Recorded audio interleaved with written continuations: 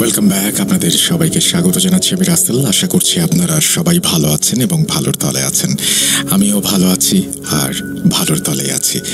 যেভাবে লেখা আছে সেভাবেই পড়ে শোনাচ্ছি। বিসমিল্লাহির রহমানির রহিম। আসসালামু আলাইকুম প্রিয় রাসেল ভাই ও সম্মানিত শ্রোতাবৃন্দ। আমি জানি আপনি অনেক ভালো আছেন, ভালোর তলে আছেন, আর থাকবেনই না কেন। এত কোটি কোটি শ্রোতার দোয়া যার সাথে আছে তাকে আল্লাহ সুস্থ না রেখে পারেন? তাই আর নতুন করে কেমন আছেন জিজ্ঞেস করলাম না। আমি আপনার সহ ভূত FM-এর একনিষ্ঠ ভক্ত ছিলাম, এখন ভূত.com-এর। আমি সেই 2015 সাল থেকেই স্টোরি শুনছি, তবে মাঝে কাজের জন্য বেশ কিছুদিন একটু দূরে ছিলাম। এখন লাইভ শোনা না হলেও আমার প্লেলিস্ট সবসময় আপনার লেটেস্ট ঘটনাগুলো দিয়ে পরিপূর্ণ থাকে, আর সব থেকে ভালো লাগে আপনার মুখে বলা ইমেলগুলো। তারপরে তিনি আরো অনেক কথা বলেছেন, সেগুলো আমি আর না বলি। তিনি বলছেন, আমার সাথে এই ঘটনা ঘটে যাওয়ার পর ঘটনা সংগ্রহ করার একটা নেশা আমার হয়ে গিয়েছিল।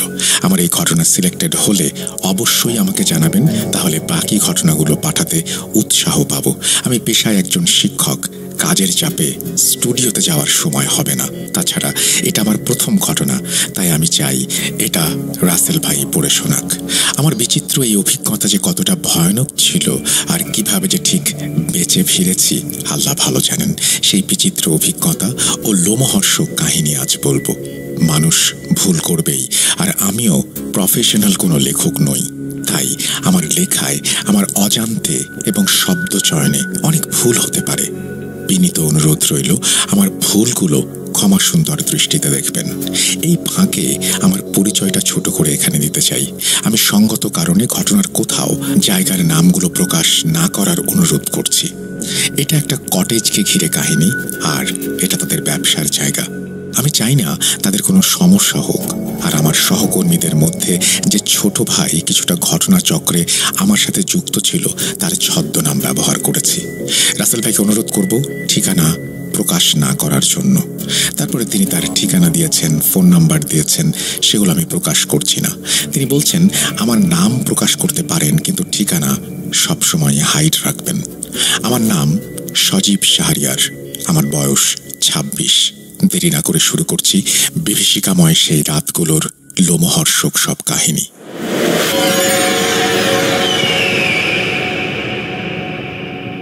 সালটা 2018 সালের নভেম্বর মাস। আমি আমার SSC শেষে একটা প্রাইভেট স্কুলে লোকাল ভলেন্টিয়ার টিম লিডার হিসেবে দায়িত্বরত ছিলাম। তখন এই স্কুলে একটি বিশেষ অনুষ্ঠানের আয়োজন করা হয়। এখানে একটা কথা বলে রাখি, আমি আমার স্কুল জীবন এই স্কুলেই পার করেছি। অনুষ্ঠানের নাম পাপেট শো, মানে পুতুল নাচ। এই অনুষ্ঠান আমার জন্য ছিল বেশ কৌতূহলের এবং অন্যরকম এক অভিজ্ঞতার। আমি যখন এই অনুষ্ঠানের কথা শুনতে পেলাম, তখন থেকেই এটা দেখার ও উপভোগ করার জন্য আমার মনে তৃষ্ণা যেন বেড়েই চলেছিল। আমার তখন বারবার মনে হচ্ছিল, ইস, আমি যদি এই টিমের সাথে কাজ করতে পারতাম। কারণ এই পুতুল নাচ দেখাতে যারা টিম ছিল সবাই ঢাকা থেকে এসেছিল, তাই আমার আগ্রহটা একটু বেশি কাজ করেছিল ওদের সাথে কাজ করার জন্য। যথারীতি ওরা সবাই আসলো, অনুষ্ঠান হলো। যেহেতু আমি ভলেন্টিয়ার টিম লিড ছিলাম, তাই সবার সাথে অল্প সময়ে ভালো একটা সম্পর্ক হয়ে গিয়েছিল। অনুষ্ঠান শেষে ওই দিনই ওরা সবাই ঢাকায় চলে গিয়েছিল। মূল ঘটনায় আসি। তার কিছুদিন পর উত্তরবঙ্গের ঠাকুরগাঁও এবং নীলফামারী জেলার 4টি স্থানে পুতুল নাচ অনুষ্ঠানের আয়োজন করা হয়। ঢাকার টিমে 2জন মেয়ে মেম্বার ছিল। যেহেতু ঢাকা থেকে এই জেলা দুটোর দূরত্ব অনেক বেশি, তাই 2জন মেয়ে যেতে অস্বীকৃতি জানায় এবং কাকতালীয়ভাবে আমার নাম প্রস্তাব করা হয়। আমি এক কথায় রাজি হয়ে যাই, কারণ আমি খুব ভ্রমণ পিপাসু মানুষ। তার মধ্যে এই সুযোগ আমি কিভাবে হাতছাড়া করি বলেন? তারপর সেই দিন আসলো, আর আমিও ওদের সাথে চলে গেলাম ঠাকুরগাঁও। প্রথম দিন আমরা সকাল 9টায় রওনা দিতে রাত 10:30 নাগাদ আমাদের গন্তব্যে পৌঁছালাম। লম্বা জার্নি থাকায় অনেক গল্পগুজব করে, রাস্তায় বিরতি দিয়ে, খাওয়া দাওয়া করে বেশ আনন্দেই গন্তব্যে গিয়েছিলাম সবাই। আমাদের রিসিভ করার জন্য ওইখানে 2জন স্যার, প্রজেক্ট ম্যানেজার ও অন্যজন অফিসার অপেক্ষা করছিলেন। আমরা যাওয়ার পর তারা আমাদেরকে স্বাগত জানালেন। তারপর আমরা সোজা কটেজে গিয়ে উঠলাম। খাওয়া দাওয়া করার পর পরের দিনের প্ল্যান সম্পর্কে একটু আলোচনা করে 12টা নাগাদ রুমে চলে আসলাম। নভেম্বর মাস, তার মধ্যে উত্তরবঙ্গে যে কি পরিমাণ শীত পড়ে তা যারা এই অঞ্চলে থাকেন তারা হাড়ে হাড়ে টের পেয়েছেন। আমিও এর ব্যতিক্রম নই। যাই হোক, সারাদিনের ক্লান্তি আর শীতের মধ্যে কম্বল পেয়ে বেশ আরাম করেই প্রথম রাতটা কাটিয়েছিলাম। মূল ঘটনা শুরু করার আগে আমরা যে কটেজে ছিলাম 4 দিন, তার একটি ছোট বিবরণ দিচ্ছি, যাতে শ্রোতা বন্ধুরা সহজে ঘটনা ও পরিবেশ কল্পনা করে নিতে পারেন। কারণ খুব অল্প সময়ের মধ্যেই হারিয়ে যেতে চাই ভয়, আতঙ্ক, শিহরণের এক অজানা রাজ্যে। কটেজটা ছিল 4 তলা বিশিষ্ট দক্ষিণমুখী বিল্ডিং। বিল্ডিংটা মোটামুটি পুরাতনই বলা যায়, তবে বেশ পরিষ্কার পরিচ্ছন্ন, মোজাইক করা, আর রং ছিল বেশ নতুন, মানে পুরাতন রঙের ওপর নতুন করে আবার রং করা হয়েছে প্রতিটি রুম। কটেজের সামনে বেশ সুন্দর সুন্দর ফুলের গাছ ছিল, আর ছিল একটি অদ্ভুত দোলনা। দোলনাকে এমন অদ্ভুত বলার কারণ হলো এটা সম্পূর্ণ কালো রঙের লোহার তৈরি দোলনা। এটার এক পাশে শক্ত মোটা কাঠের গুড়ি, যেটা মাটিতে পুঁতে তার উপর আরেকটি লম্বা কাঠ আড়াআড়িভাবে লাগানো ছিল। সেই আড়াআড়ি কাঠের মাথায় দোলনাটা লাগানো। মনে হচ্ছিল গাছের কোনো বাঁকা ডালে রশি দিয়ে বাবুই পাখির বাসা ঝুলিয়ে দেয়া হয়েছে। আমাদের মোট 7 জনের দল, আমি, আমার সহকর্মী 4 জন, আমার টিম লিডার স্যার এবং ড্রাইভার। তাই 3টি রুম ভাড়া করা হয়েছিল। আমি আর আমার সঙ্গী আরিফ 3য় তলার একটি রুমে থাকার জন্য নির্ধারিত হয়েছিলাম। কারণটা বেশ হাস্যকর। আমরা 2 জন একটু হ্যাংলা পাতলা ছিলাম, সহজেই ওপরে ওঠানামা করতে পারতাম বলে আমাদের 2 জনকে ওপরে থাকতে বলা হলো। আমরাও মেনে নিলাম। দোতলায় আমার বাকি 3 জন সহকর্মী এবং নিচের তলায় স্যার আর ড্রাইভার একসাথে ছিলেন। আমাদের রুমগুলো ছিল পূর্ব পাশের একটির ওপর আরেকটি, মানে নিচতলা, দোতলা আর তার উপর 3য় তলা, এভাবে। আমাদের রুমের ভেতরের বর্ণনা একটু দিয়ে দিই। রুমে 2টি সিঙ্গেল বেড, একটি টেবিল, একটি আলনা, 2টো বেডের ওপর 2টো ফ্যান আর বিছানায় লেপ কম্বল সব ঠিকঠাক ছিল। কিন্তু আমি তখনও জানতাম না এই রুমের প্রতিটি বস্তুই হয়তো আমাদের জন্য কোনো অদেখা বিপদের বার্তা নিয়ে অপেক্ষা করছিল। প্রতিটি মুহূর্ত যেন মৃত্যুর শীতল স্পর্শ নিয়ে আসছিল আমার দিকে। আমি আগে থেকেই ভোরে ঘুম থেকে উঠতাম, তাই সকালে সবাইকে ডেকে তোলার দায়িত্ব ছিল আমার ওপর। যথারীতি আমার সকালে ঘুম ভেঙে গিয়েছিল আর আমি উঠে ফ্রেশ হতে চলে গেলাম। ও, আরেকটি কথা বলতে ভুলে গেছি। গতকাল অনেক রাতে খাওয়া দাওয়া শেষ করে রুমে ফিরছিলাম বলে রাতে তেমন কথা হয়নি কারোর সাথে। আর রাতে নর্মালি তেমন কোনো জিনিসের দরকার পড়েনি বলে আমিও আমার রুমমেট কেউই কেয়ারটেকার বা রুম সার্ভিস কাউকে ডাকিনি। আমি ফ্রেশ হয়ে সবাইকে ডেকে দিলাম আর সকলের সব কাজ শেষ করে রেডি হতে বললাম। কারণ আমাদের অনুষ্ঠানের সময় ছিল সকাল 9টা 30 মিনিটে, আর আমরা যেখানে থাকার জন্য ছিলাম সেখান থেকে ভেন্যুতে যেতে প্রায় 1 ঘন্টা সময় লেগে যেত বলে সবাইকে 7টার মধ্যে রওনা দিতে হবে বলে বলা হয়েছিল। এখানে প্রশ্ন থাকতে পারে, আমরা কেন আমাদের অনুষ্ঠানের ভেন্যুর কাছে কোনো কটেজ নেইনি? আসলে অজপাড়াগায় অনুষ্ঠান হতো, আর যেখানে প্রোগ্রামের আয়োজন হতো সেখানে থাকার মতো ভালো কোনো জায়গা ছিল না।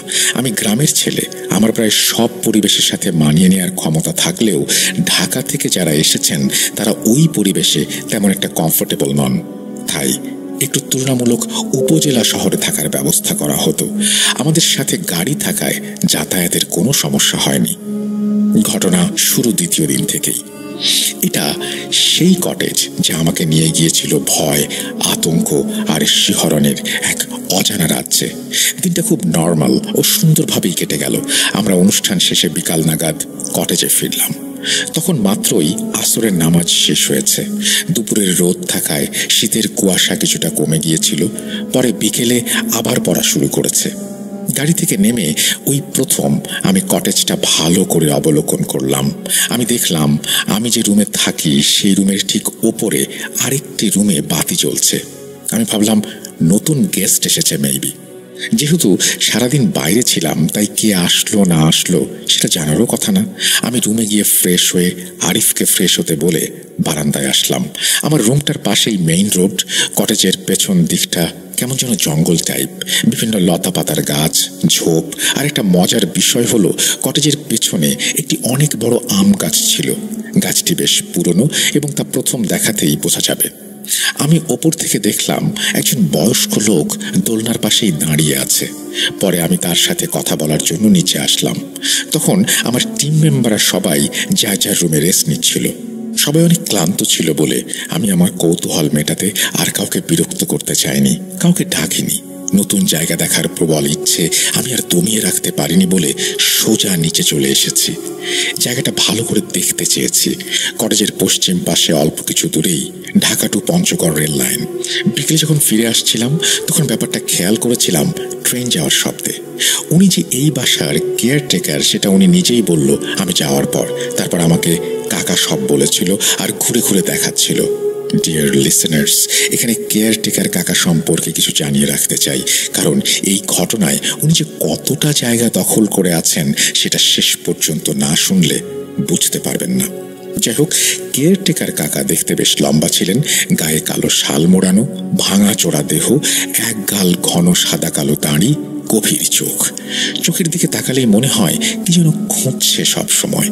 আমাকে যখন সব দেখাচ্ছিল তখন বারবার পেছনের দিকে আম গাছটার দিকে আর চোখে তাকিয়ে দেখছিল।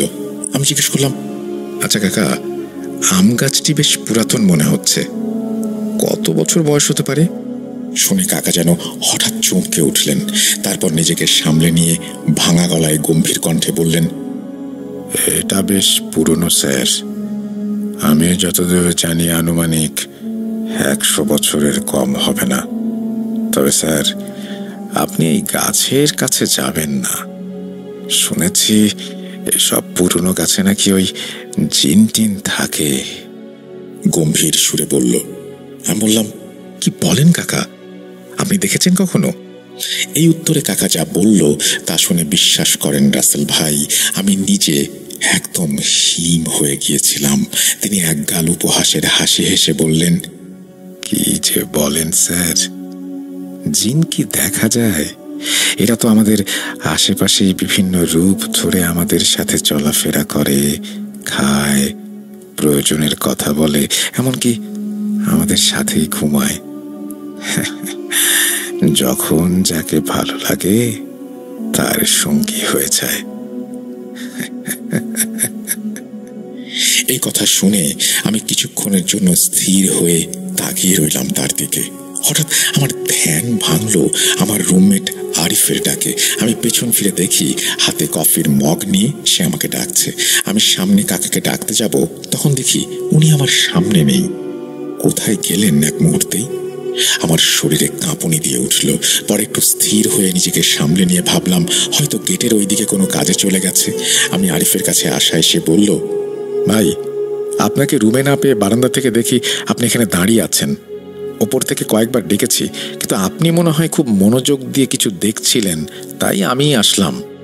এই নিন, আপনার জন্য কফি নিয়ে এসেছি। কি দেখছিলেন এরকম করে? আমি একটু এড়িয়ে গেলাম, তারপর বললাম, কই না তো, এই এরকম বাসায় আমি এর আগে কখনো যাইনি তো, তাই একটু কৌতূহল হয়েছিল, ঘুরে দেখছিলাম সবকিছু। পরে আরিফ বলল, আচ্ছা ভাই চলেন, সবাই বসে আছে রুমে, কালকের জন্য প্ল্যান করা লাগবে, আপনাকে ডাকতে পাঠালো স্যার। তারপর আমি চলে আসলাম, কিন্তু আমার মন থেকে সেই কাকার কথা কিছুতেই যাচ্ছে না। আমার বারবার মনে হতে লাগলো কাকা মনে হয় আরো কিছু বলতে চাচ্ছিলেন। হঠাৎ আরিফ চলে আসায় উনি চলে গেছেন। আরিফ কি কেয়ারটেকার কাকাকে দেখেনি আমার সাথে কথা বলতে? সে তো কাকার কথা জিজ্ঞেস করলো না। সত্যি কি আম গাছে কিছু আছে? সত্যি কি জিন আমাদের সাথে থাকে, কথা বলে, খায়? আচ্ছা, কাল কাকার সাথে আমাকে আবার কথা বলতে হবে। এসব ভেবে আমি আমাদের কালকের পরিকল্পনা সাজাতে মনোযোগ দিলাম। এখানে একটি কথা না বললেই নয়, বিকেলবেলা যে আমাদের ঘরের ওপরে একটি ঘরে আলো দেখেছিলাম, সেই ঘর থেকে রাতে কোনো আলো, এমনকি কাউকে বের হতেও দেখিনি। আমার কাছে ব্যাপারটা কেমন যেন অবাক করা লাগলো। পরে ভাবলাম হয়তো অনেক দূর থেকে এসেছে, ক্লান্ত, তাই তাড়াতাড়ি ঘুমিয়ে পড়েছে। আমাদের সকল পরিকল্পনা শেষে আমরা রাতের খাবার খেতে চলে গেলাম। আমাদের কটেজ থেকে 2-3 কিলোমিটার দূরে। সেখানে একটি হোটেলে আমাদের খাবারের ব্যবস্থা করা হয়েছিল। আসার সময় যখন গেট খুলে দিলেন, আমি খেয়াল করলাম সেই বিকেলে যাকে দেখেছিলাম তিনি না, অন্যজন গেট খুলছেন। আমি ভাবলাম হয়তো তার ডিউটি শেষ, তাই চলে গেছেন। রাত আনুমানিক 2:38। মোবাইল স্ক্রিনের সময়টা দেখে শিউরে উঠলাম। আচমকা আমার ঠিক ওপরের রুম থেকে ভেসে আসছে অদ্ভুত শব্দ। মনে হচ্ছে কেউ যেন নূপুর পরে নাচছে। মৃদু নূপুরের ছমছম শব্দ, তার সাথে পায়ে হাঁটার ভারী পদধ্বনি। এত রাতে কে নাচতে পারে? আমার ঘুম ভেঙে গেল। শরীরে একটা অজানা ভয় চেঁকে বসলো। আমি আরিফকে কয়েকবার ডাকলাম, কিন্তু তার কোনো সাড়া শব্দ নেই। সে গভীর ঘুমে আচ্ছন্ন, শীতে কম্বল দিয়ে মুখ ঢেকে রেখেছে। আমাদের রুমটি 3য় তলায় হওয়ায় বাইরের শীতল বাতাস সহজে ঘরে ঢুকছিল। যদিও ঘুমানোর আগে আমি নিজে সব জানালা বন্ধ করেছিলাম, কিন্তু এখন মনে হচ্ছে যেন ঘরের ভেতর মৃদু বাতাস খেলা করছে, অথচ কোনো জানালা খোলা নেই। সেই শব্দের উৎস খুঁজে পাওয়ার আগেই হঠাৎ সব নিস্তব্ধ হয়ে গেল। আমি ওঠার শক্তি হারিয়ে ফেলেছিলাম। শব্দের উৎস খুঁজতে বের হব এতটা সাহস আমার হচ্ছিল না। আমি তখনও ভাবতে পারিনি যে এই শব্দটা এতটা অস্বাভাবিক হবে। আমি তখনও ভাবছিলাম ওপরের তলায় যারা আসছে ওনারাও কি কোনো প্রোগ্রামের জন্য এসেছে, কারণ আমরাও তো প্রোগ্রামের জন্য এসেছি। হয়তো তারাও তাই, সেজন্যই প্র্যাকটিস করছে। কিন্তু এত রাতে শব্দটা বেশিক্ষণ ছিল না, তাই তার রেশ অল্পতেই কেটে যায়। আমি এটা সেটা ভাবতে ভাবতে আবার কখন যেন ঘুমিয়ে পড়েছিলাম। আমার যেহেতু সবাইকে ঘুম থেকে তোলার দায়িত্ব, তাই অ্যালার্ম সেট করা ছিল ফজরের একটু আগে আগে। মোবাইলের তীব্র শব্দে আমার ঘুম ভাঙল। চোখ খুলতেই রাতের সেই অদ্ভুত অভিজ্ঞতাটার কথা মনে পড়ল। স্বপ্ন নাকি সত্যি? বিছানায় আরো মিনিট 5 এদিক ওদিক গড়াগড়ি করে উঠে পড়লাম। আমার তোয়ালেটা নিয়ে ওয়াশরুমে যাব। যেই হাতল ধরে দরজাটা খুললাম, অমনি এক শীতল বাতাস আমার গায়ে এসে লাগলো। দরজা খুলে ভেতরে যা দেখলাম তাতে আমার শরীরের রক্ত হিম হয়ে গেল। ওয়াশরুমের ফ্লোর ভেজা, বালতি আর মগও ভেজা। আয়নায় দেয়ালের চারিদিকে পানির ছিটে লেগে আছে। শাওয়ার ট্যাপ থেকে ফোঁটা ফোঁটা পানি পড়ছে। মনে হচ্ছে মাত্রই কেউ গোসল করে গেল। তার উপর ভেসে আসছে এক মিষ্টি অথচ অস্বস্তিকর গন্ধ, যেন শিউলি ফুলের সঙ্গে কর্পূরের এক অদ্ভুত মিশ্রণ। অথচ রুমে আমি আর আরিফ ছাড়া কেউ নেই, আর আমিই প্রথম ঘুম থেকে উঠেছি। রাতেও কেউ গোসল করেনি, সুতরাং ভেজা থাকার কোনো কারণই নেই। এই দৃশ্য দেখার পর আমার আর ওয়াশরুমে ঢোকার সাহস হলো না। আমার পা যেন জমে গেছে। আমি কোনোভাবে আরিফের বেডের কাছে আসলাম। আতঙ্কিত হয়ে আমি আরিফকে ডেকে তুললাম। তারপর তাকে জিজ্ঞেস করলাম, আরিফ, তুমি কি একটু আগে ওয়াশরুম ব্যবহার করেছো? আমার গলা কাঁপছিল। আরিফ চোখ কচলাতে কচলাতে উত্তর দিল, কই না তো, আপনি তো আমাকে ডাকলেন, আমি তো যাইনি। আমি বললাম, তাহলে ওয়াশরুম কে ব্যবহার করেছে? পুরোটা ভেজা, মনে হচ্ছে মাত্রই কেউ গোসল করে বেরিয়েছে। আরিফ অবাক হয়ে বলল, কই দেখে চলেন তো। আমরা দুজনেই সাবধানে দরজার ফাঁক দিয়ে উঁকি দিলাম, কিন্তু এবার যা দেখলাম তা আরো অবিশ্বাস্য। ওয়াশরুমের মেঝে শুকনো, বালতি মগ সব স্বাভাবিক, আয়নায় পানির কোনো চিহ্ন নেই, গন্ধটাও মিলিয়ে গেছে। আমি হতবাক, এ কি করে সম্ভব? কিছুক্ষণ আগে আমি স্পষ্ট দেখলাম সব ভেজা, আর এখন সব স্বাভাবিক। এটা কি আমার মনের ভুল? আমি কি বেশি ভাবছি সবকিছু নিয়ে? আরিফ কাঁধ ঝাঁকিয়ে বলল, ভাই, রাতে ঘুম কম হয়েছে নাকি? মনের ভুল হবে আপনার। আমি মনে মনে ভাবলাম, কিভাবে সম্ভব? এই চোখের ভুল তো হওয়া সম্ভব না, কখনো হয়নি। আমি আরিফকে জিজ্ঞেস করলাম, তুমি কি রাতে কোনো শব্দ শুনেছ? আরিফ না সূচক মাথা নাড়ল। আমার মস্তিষ্কের প্রতিটি কোষ যেন চিৎকার করে বলছিল, একটা কিছু ঠিক নেই। কিন্তু এসব নিয়ে এখন কাউকে কোনো কিছু বলে কি লাভ? আমরা এখানে একটি গুরুত্বপূর্ণ কাজে এসেছি। এসব শুনে যদি কোনো সমস্যা হয়, তাই আর কোনো কিছু না বলে আমি ওয়াশরুমের দিকে ফিরে গেলাম। কিন্তু দরজা বন্ধ করে গোসল করার সাহস হলো না। অগত্যা দরজা খোলা রেখেই দ্রুত গোসল সেরে নিলাম। শীতের পোশাক গায়ে জড়িয়ে সবাইকে ডাকতে নিচে চলে গেলাম। পরে রুমে ফিরে এসে দেখি আরিফ ফ্রেশ হয়ে বের হয়ে আসছে। আমরা সবাই প্রস্তুত হয়ে সকাল 7টায় গাড়িতে চেপে রওনা দিলাম আজকের গন্তব্যের উদ্দেশ্যে। কিন্তু আমার মন থেকে ওয়াশরুমের সেই ভেজা ফ্লোর আর অদৃশ্য গন্ধের রহস্য কিছুতেই মুছছিল না। কটেজের প্রতিটি দেয়াল যেন কোনো এক অশুভ রহস্যের নীরবে সাক্ষী হয়ে বারবার মনে করিয়ে দিচ্ছিল এই বিভীষিকাময় রাতের কথা। প্রিয় শ্রোতাবৃন্দ, কটেজের প্রতিটি ছায়া যেন আরো দীর্ঘ হচ্ছে, আরো রহস্যময় হচ্ছে। তৃতীয় দিনের ঘটনা। সেদিন প্রোগ্রাম শেষ হতে হতে বেশ দেরি হয়ে গিয়েছিল। সারাদিনের ধকল আর ক্লান্তিতে গতরাতের অলৌকিক ঘটনাগুলো আমার মাথা থেকে প্রায় উধাও হয়ে গিয়েছিল। বিকেল নাগাদ যখন ফিরলাম, ঘড়িতে প্রায় 5টা বাজে। কুয়াশার পাতলা চাদরে মোড়া কটেজটাকে দেখে মনে হচ্ছিল শীতের বুড়ি যেন তার সমস্ত রহস্য দিয়ে আষ্টে পৃষ্ঠে জড়িয়ে রেখেছে। গাড়ি থেকে নেমে সবাই যে যার রুমে চলে গেলাম। এই হাড় কাঁপানোর শীতে আর গোসল করার সাহস হলো না। সকালে তো গোসল সেরেই বেরিয়েছিলাম। আরিফ আমার ব্যাগটা নিয়ে রুমের দিকে যাচ্ছিল। দ্বিতীয় তলায় উঠে বলল, ভাই, আমি আমার ফোনের চার্জারটা ফেলে এসেছি, আপনি ব্যাগটা নিয়ে রুমে যান, আমি আসছি। আমি কিছু বলার আগেই সে দ্রুত নিচে নেমে গেল। অগত্যা ব্যাগ নিয়ে আমি তৃতীয় তলায় সিঁড়ি ভাঙতে শুরু করলাম। সিঁড়ি থেকে আমার রুমে যেতে হলে আরো 2 রুম পার হতে হয়। আমি যেই সিঁড়ি পার হয়ে রুমের দিকে এগোচ্ছি, ঠিক তখনই দেখলাম সেই কেয়ারটেকার কাকা আমার রুমের দিক থেকে আসছেন। আমি তাকে দেখে রীতিমতো চমকে উঠলাম, কারণ আমি নিচ থেকে আসার সময় কাউকে সিঁড়ি দিয়ে উঠতে দেখিনি। তাকে দেখেই আমার গতকাল বিকেলের ঘটনা মনে পড়ে গেল। আমি কিছু জিজ্ঞেস করতে যাব, ঠিক তখনই তিনি একটু মৃদু হেসে, কিন্তু বড্ড রহস্যময় হাসি হেসে আমাকে বললেন, কি স্যার, কাল বিকেলে কি ভয় পেয়ে গিয়েছিলেন? তার প্রশ্ন শুনে আমি একটু অপ্রস্তুত হয়ে গিয়েছিলাম, কিন্তু পরক্ষণেই নিজেকে সামনে নিয়ে বললাম, কই না তো, কিন্তু আপনি কালকে হঠাৎ কোথায় চলে গিয়েছিলেন? আপনাকে আর দেখতে পেলাম না। কাকা আবার সেই রহস্যময় হাসি এসে বললেন, আমার একটু কাজ ছিল তো, তাই দেরি করিনি। তার হাসিটা এতটাই অস্বাভাবিক ছিল যে আমার শির দ্বারা দিয়ে একটা শীতল স্রোত বয়ে গেল। আমি আর কথা বাড়ালাম না। তিনি বললেন, অনেক দূর থেকে এসেছেন, অনেক পরিশ্রম করেছেন স্যার, যান যান যান যান, ফ্রেশ হয়ে বিশ্রাম নিন। আমিও সম্মতিসূচক মাথা নেড়ে রুমে চলে গেলাম। দরজা খুলে যে রুমে ঢুকবো, তখনই নাকে এসে লাগলো এক অচেনা মিষ্টি অথচ ভারী গন্ধ, ঠিক যেমনটা গতকাল রাতে ওয়াশরুমে পেয়েছিলাম, কিন্তু তার চেয়েও গাঢ়, তীব্র। এই গন্ধ যেন আমাকে এক অজানা অতীতে টেনে নিয়ে যাচ্ছিল। আর তখনই আমার মাথায় বিদ্যুৎ চমকের মতো একটা চিন্তা খেলে গেল। আমরা যে এত দূর থেকে এসেছি, এটা কাকা জানলেন কি করে? আমাদের কোথায় যাওয়ার কথা, কাজের স্কেডিউল কি, এসব তো আমাদের টিমের বাইরে কারো জানার কথা না। বাইরের একজন মানুষ, বিশেষ করে কটেজের কেয়ারটেকার, এত ব্যক্তিগত তথ্য জানবেন কিভাবে? আমার রক্ত যেন জমে গিয়েছিল। আমি কাকাকে ডাকতে যাব, ঠিক তখনই আরিফ রুমে ঢুকলো। তার উপস্থিতি যেন আমাকে কিছুটা স্বস্তি দিল। আমি আর কোনো কিছু না ভেবে দ্রুত ফ্রেশ হতে ওয়াশরুমে চলে গেলাম।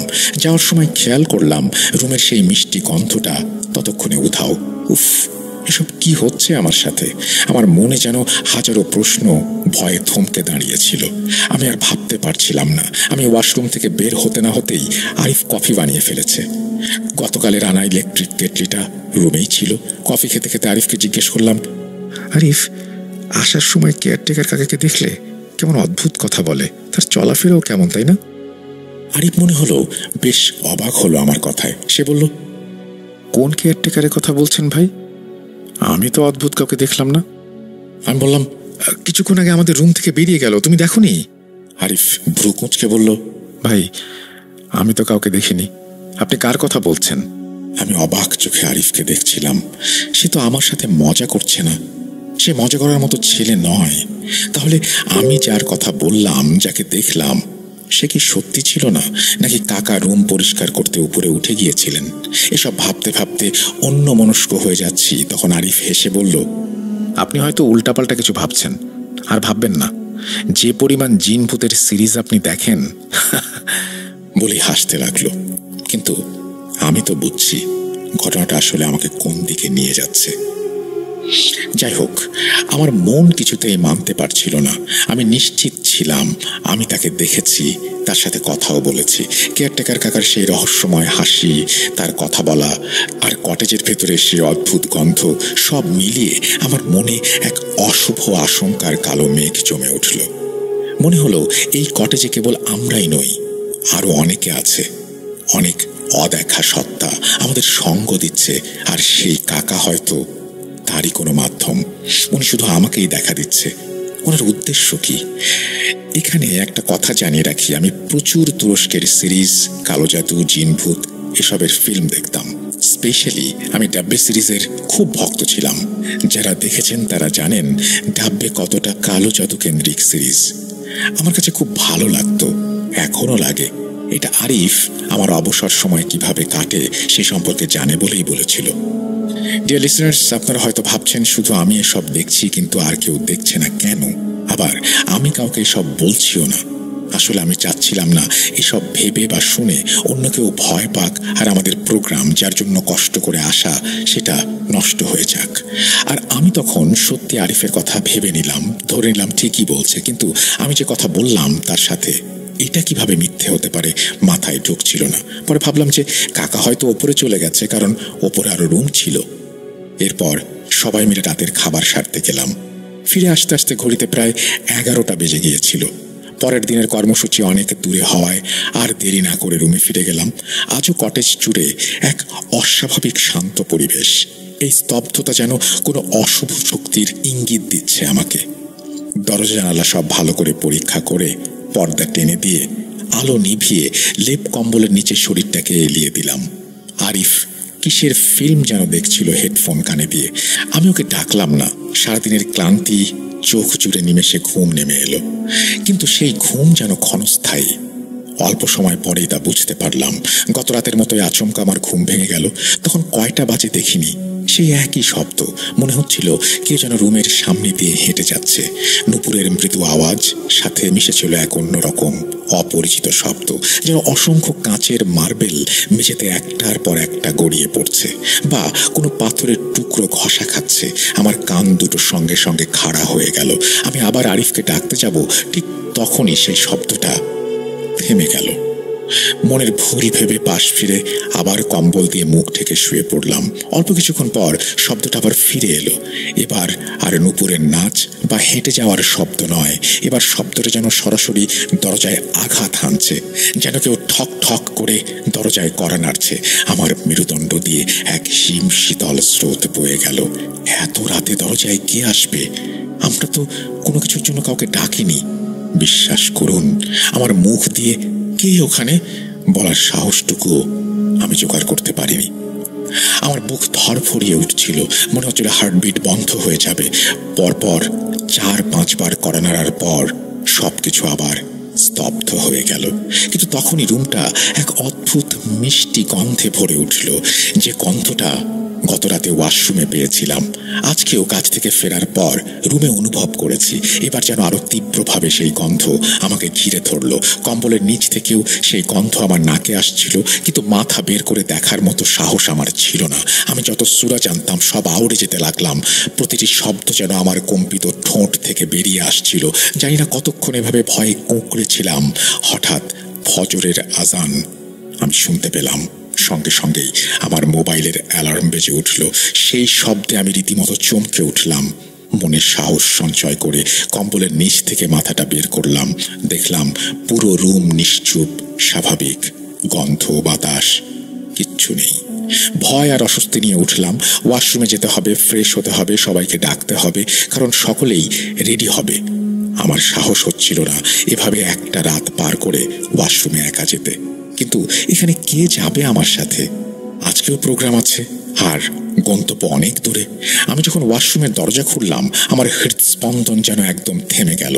গতকালের মতোই পুরো ওয়াশরুম আবার পানিতে ভেজা, আবার সেই মিষ্টি অলৌকিক গন্ধে ভরে আছে। মনে হচ্ছে কেউ যেন আজকে দীর্ঘ সময় ধরে গোসল করে গেছে। দেয়ালগুলো ভেজা, আর দেয়াল যেন স্পষ্ট কিছু হাতের ছাপ ধারণ করে রেখেছে। গাঢ় রঙের সেই ছাপগুলো দেখে মনে হচ্ছিল কোনো অদেখা সত্তা যেন দেয়াল আঁকড়ে ধরেছিল। আমরা রাতে শুধুমাত্র ফ্রেশ হয়েছিলাম, তাই ওয়াশরুম এভাবে ভেজা থাকার কথা নয়। এই দৃশ্য দেখে আমি আর নিজেকে ধরে রাখতে পারলাম না। চিৎকার করে আরিফকে ডাকলাম। আরিফ আমার চিৎকারে ভয়ে লাফিয়ে উঠল। ভাই, কি হলো? সে ফ্যাল ফ্যাল করে তাকিয়ে রইল। আমি কাঁপা কাঁপা গলায় পুরো ঘটনা বললাম। সেও ভয়ে ভয়ে ওয়াশরুমে উঁকি দিল। কিন্তু কি আশ্চর্য, আজকেও সব ঠিকঠাক। কোনো পানি নেই, গন্ধ নেই, দেয়ালের ভেজা হাতের ছাপ উধাও। আমি কি তাহলে সত্যি পাগল হয়ে যাচ্ছি? আমি কি দেখলাম তাহলে? আমার চোখ কি আমাকেই ধোঁকা দিচ্ছে? আরিফকে ধরে প্রায় কেঁদে ফেলার মতো করে বললাম, আরিফ, সত্যি আমি এইমাত্র দেখেছি। এবার বেচারা আরিফ কিছুটা বিরক্তই হলো, আবার করুণ চোখে তাকালো। একই ঘটনা কালো করেছে, আজও করলাম। সে কিছুটা শান্ত ভঙ্গিতে বলল, ভাই, আপনি শান্ত হন, আমি স্যারকে বলছি ব্যাপারটা। সেদিনের মতো আবার আমি গরম পানি দিয়ে গোসল করে পোশাক পাল্টে নিচে চলে আসলাম। আরিফকে বললাম, থাক, বাদ দাও, স্যারকে বলা লাগবে না। আসলে ওই হরর সিরিজ দেখে দেখে হয়তো মাথা খারাপ হয়ে গেছে। আরিফ গম্ভীর মুখে বলল, আচ্ছা ভাই, যেমনটা আপনি চান, কিন্তু এভাবে চললে কিন্তু আমি আর আপনার সাথে থাকবো না। তার কথা শুনে আমি আরো ভেঙে পড়লাম। আমার ভেতরটা যেন ভয়ে ভয়ে আর হতাশায় শূন্য হয়ে গিয়েছিল। আমার মনে হচ্ছিল এই কটেজে কোনো অদেখা শক্তি আমার সঙ্গ ছাড়ছে না। সেই কাকা, সেই দোলনা আর এই ওয়াশরুমের রহস্য সব মিলে এক গভীর অন্ধকার যেন আমাদের ঘিরে ধরেছিল। তবুও সব ভয় চেপে ধরে আমরা সবাই মিলে রওনা দিলাম আজকের প্রোগ্রামের উদ্দেশ্যে। কিন্তু আমার মনে হচ্ছিল কটেজের প্রতিটি ছায়া যেন আমাদের পিছু ছাড়েনি, বরং আমাদের সঙ্গে যাত্রা করেছে এক অশুভ শক্তি। এসব ভাবতে ভাবতে রুমে গিয়ে রেডি হয়ে গাড়িতে উঠে বসলাম। আমি আজ ভেতরে না বসে জানলার কাছে বসেছি। গাড়ি যখন গেটের দিকে যাচ্ছিল, আমার চোখ পড়ল তৃতীয় তলার বারান্দায়। দেখলাম সেই কাকা গভীর চোখে আমার দিকে তাকিয়ে আছেন আর মুচকি হাসছেন। গায়ে সেই কালো চাদর, চেহারাটা রুক্ষ, মলিন, তবে রহস্যে ভরা। কয়েক সেকেন্ডে গাড়ি গেট পার হয়ে গেল, আর কাকাও আমাদের চোখ থেকে আড়াল হয়ে গেলেন। চতুর্থ দিন। ওই দিন ফিরে আসছিলাম ঠিক মাগরিবের আজানের সাথে সাথে। আর এই চতুর্থ দিন ছিল কটেজের শেষ রাত, কারণ পরের দিন আমার প্রোগ্রাম ছিল নীলফামারীতে, তাই এখানে আর থাকা হবে না। এই রাতের ভয়াবহতা আমার কল্পনাকেও হার মানাবে। পথে যেতে যেতে আরিফের সাথে আমার গতকাল বিকেলের কেয়ারটেকার কাকার সাথে কথা বলার ঘটনা নিয়ে আবার কথা হচ্ছিল। আরিফ দৃঢ়ভাবে বলল যে সে কোনো কেয়ারটেকার কাকাকে দেখেনি। আমার দেখা মতে কেয়ারটেকার 3 জন ছিল, কিন্তু আরিফ বলছে 2 জনের কথা। আমি দেখছি 3 জন, সে দেখছে 2 জন। তার কথা শুনে আমার মনে এক নতুন ভয়ের সৃষ্টি হলো। তাহলে আমি কার সাথে কথা বলছিলাম? যদি সে একজন মানুষই না হয়, তবে সে কে ছিল? তার সেই রহস্যময় হাসি, ভৌতিক অস্তিত্বের কথাগুলো আর আমার রুমের ব্যক্তিগত তথ্য জানার ব্যাপারটা সব মিলে এক ভয়ঙ্কর ঘটনা সামনে উন্মোচিত হতে শুরু করলো। আর সেটা শুধু আমার সাথেই হচ্ছিল। আমি যে কাউকে বলবো সেটাও বলতে পারছি না, বুঝতে পারছি না। যথারীতি আগের মতো রাতের খাবার শেষ করে রুমে ফিরে আসলাম। আজ একটা অস্বাভাবিক ঘটনার মধ্যে যেটা হলো, সকালের কাকাকে, মানে যে আমাকে উদ্ভট বিষয়ে অবগত করেছে, ওনাকে দেখিনি, সন্ধ্যায়ও দেখিনি। আবার রাতে 2 বার করে কেয়ারটেকার রুমে এসেছে, রাতের পানি অন্যান্য জিনিসপত্র গুছিয়ে দিয়ে গেছে, কিন্তু ওই কাকাকে চোখে পড়েনি। আমি মনে মনে তাকে খুঁজছিলাম। এখন যারা ছিল দায়িত্বে তাদেরকে জিজ্ঞাসা করব, সেটাও করিনি। আরিফের মতো তারাও যদি অস্বীকার করে যে এমন কেউ এখানে নেই, ব্যাপারটা হজম করা আমার জন্য বেশ কষ্টের হবে।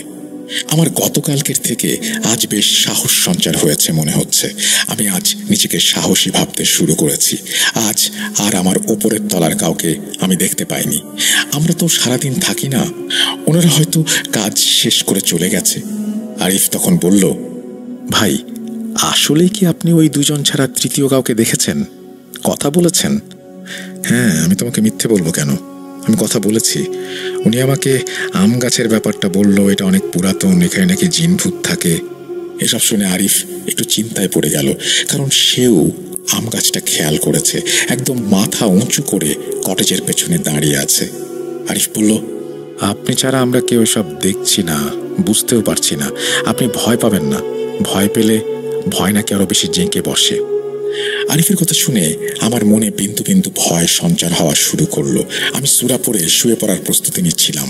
আজ ঘুমানোর আগে ভালো করে ওয়াশরুম চেক করে জানালা লাগিয়ে পর্দা টেনে তারপর ঘুমাতে গেলাম। মনের মধ্যে নানান প্রশ্ন, কে এই কাকা? তিনি যদি কেউ নাই হন তাহলে আমাকে বারবার দেখা দিচ্ছেন কেন? রহস্যময়ভাবে কথা বলছেন, হাসছেন, ভয় দেখাচ্ছেন। এসব ভাবতে ভাবতে কম্বলের উষ্ণতায় আমার মস্তিষ্ক ঘুমের রাজ্যে হারিয়ে গেল। আবার সেই মধ্যরাত। আজও আমার ঘুম আচমকা গত রাতের মতো ভেঙে গেল। আমার সেই রাতে অনেক পিপাসা লাগছিল, কিন্তু রুমে যে পানির বোতল ছিল সেখানে কোনো পানি নেই। আমার এমন পিপাসা নর্মালি লাগে না। সেদিন মনে হচ্ছিল গলা শুকিয়ে কাঠ হয়ে গেছে। আমাদের রুমে কেয়ারটেকার ডাকার জন্য একটা কলিং বেল ছিল। ইমার্জেন্সিতে সেই সুইচ চাপলে রাতে যে দায়িত্বে থাকে সে চলে আসতো। যদিও এর আগে ডাকার কোনো প্রয়োজন পড়েনি, তবে আজ না ডেকে আর পারলাম না। আরিফ ঘুমাচ্ছে, ডাকবো? না থাক, কলিং বেল চাপলেই তো লোক আসবে। কলিং বেল চাপার ৩-৪ মিনিটের মধ্যে দরজায় নক। প্রথম নকের আওয়াজে আমি একটু চমকে উঠি। পরে জিজ্ঞাসা করি, কে? ওপাশ থেকে উত্তর আসলো, স্যার, আপনি ডেকেছেন? কোনো প্রয়োজন? হ্যাঁ, রুমে পানি দেননি কেন? পানি শেষ, আমার পিপাসা লাগছে, পানি দিয়ে যান। আচ্ছা। এই বলে আবার নিস্তব্ধতা। কিছুক্ষণ পর আবার নক। স্যার, পানি নিয়ে এসেছি। আমি একটু ভয় নিয়েই দরজা খুললাম। তখনই একটা ঠান্ডা বাতাস আমার গায়ে এসে লাগলো। দেখলাম কেয়ারটেকার পানির বোতল হাতে দাঁড়িয়ে আছেন। বোতলটা নিয়ে দ্রুত রুমে ফিরে এলাম। আমার সারা শরীর অতর্কিতে শীতে যেন কাঠ হয়ে আসছিল। এ কেবল শীত নয়, যেন হাড়ের মজ্জা পর্যন্ত কাঁপিয়ে দেয়া এক শীতল আতঙ্ক। সেই বাতাসটা এতটাই ভারী ছিল যে তার ধাক্কায় আমার শিরা উপশিরা সহ সমস্ত অস্তিত্ব কেঁপে উঠেছিল। পানি পান করে সবে বিছানায় শুব, তখনই চোখ গেল জানালার দিকে। সামান্য অসাবধানে একটা পর্দা সরে গেছে। সেটা ঠিক করতে যাব, অমনি আমার দৃষ্টি যেন আঠার মতো আটকে গেল সেই দোলনায়। কুয়াশার পাতলা ঘোমটা থাকলেও সেখানে জ্বলে থাকা নিয়ন আলোর মলিন আভায় স্পষ্ট দেখতে পেলাম সেই কাকাকে। তিনি সেই কালো চাদর মুড়ি দিয়ে কাঁচা পাকা দাড়িওয়ালা মুখে দোলনায় বসে দোল খাচ্ছিলেন। তিনি আমার দিকে তাকালেন সেই বিভৎস বিদ্রুপের হাসি নিয়ে। নিয়ন আলোতে তার দাঁত চকচক করে উঠল। সেই মুহূর্তে মনে হলো কেউ যেন ঠিক আমার কানের কাছে ফিসফিস করে বলল, কি স্যার, কাল বিকেলে ভয় পেয়েছিলেন? সেই ফিসফিস শব্দে আমার মেরুদণ্ড দিয়ে যেন বরফের ছুরি নেমে গেল। শরীর যেন আর দাঁড়াতে পারছিল না। পেছনে ঘুরে কাউকে দেখতে না পেয়ে এক পৈশাচিক আতঙ্কে দ্রুত পর্দা বন্ধ করে বেড়ে ঝাঁপিয়ে পড়লাম। আমি কেমন যেন শব্দ করতে পারছি না, কথা বলার শক্তি হারিয়ে ফেলেছি।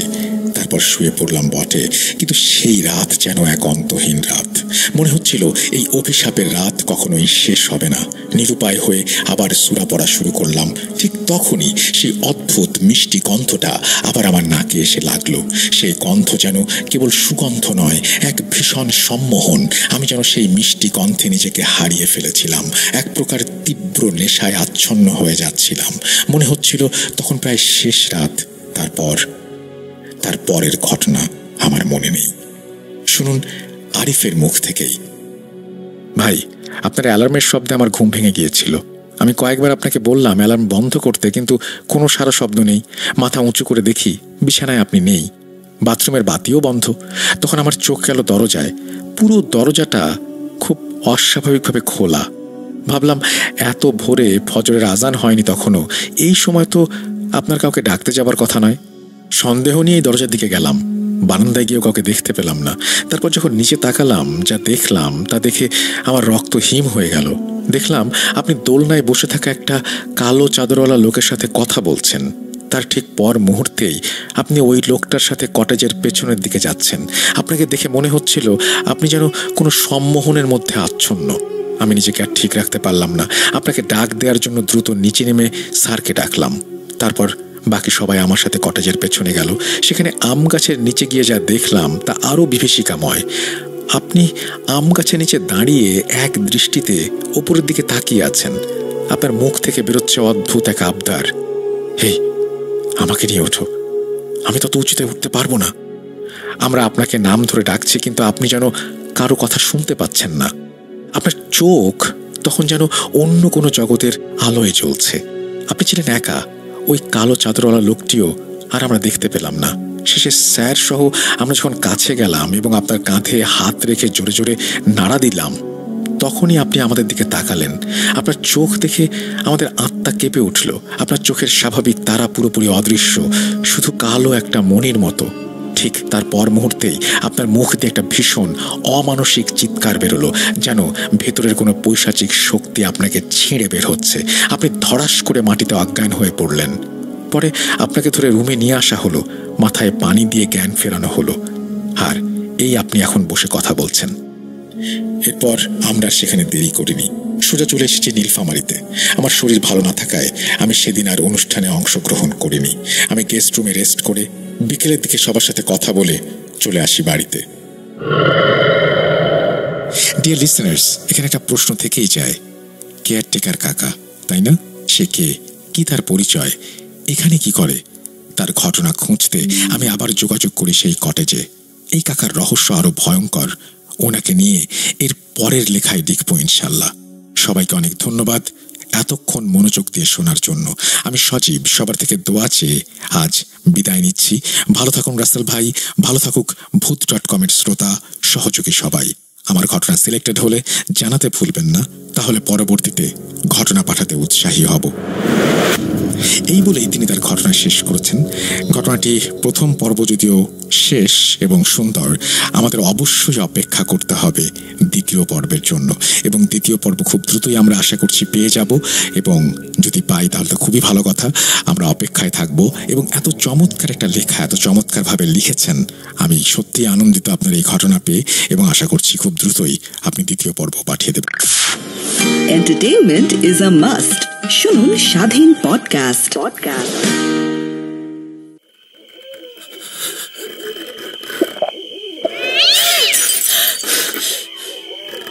আজ আবার শুনতে পাচ্ছেন শব্দটা? আমার আয়নার ভিতর। সবাইকে স্বাগত জানাচ্ছি আমি রাসেল। আশা করছি আপনারা সবাই ভালো আছেন এবং ভালোর তলে আছেন। আমিও ভালো আছি আর ভালোর তলে আছি।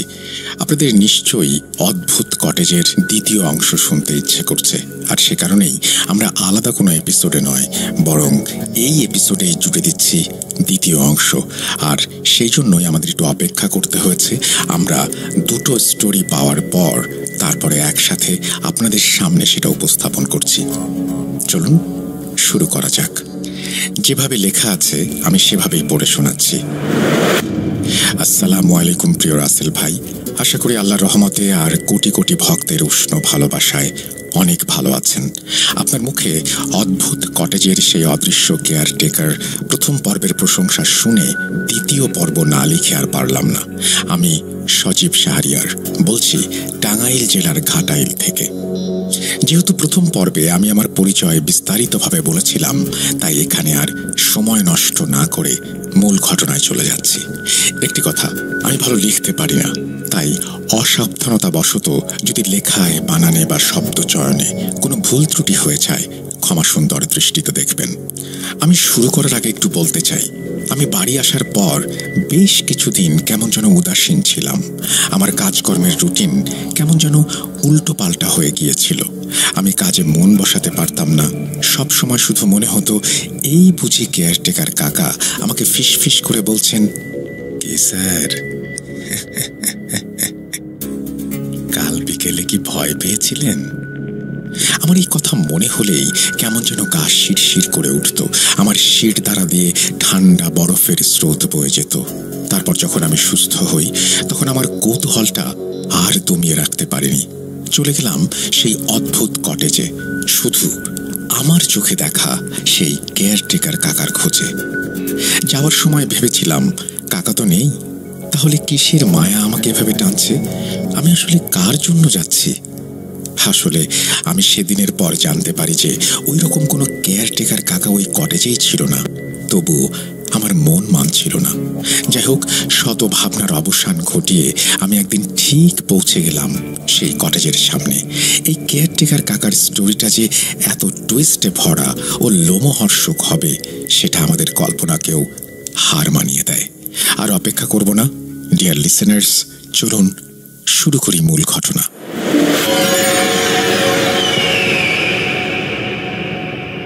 আমি যখন পৌঁছালাম তখন বেলা প্রায় 5:30 বাজে। আমি এবার যেহেতু একা এসেছিলাম, তাই এবার আর ওই কটেজে থাকার সাহস করলাম না। আমি ঠাকুরগাঁওয়ের মেইন টাউনে একটা হোটেলে উঠলাম। যেহেতু লম্বা জার্নি আর ভীষণ ক্লান্ত ছিলাম, তাই ওই দিন আর বের হইনি।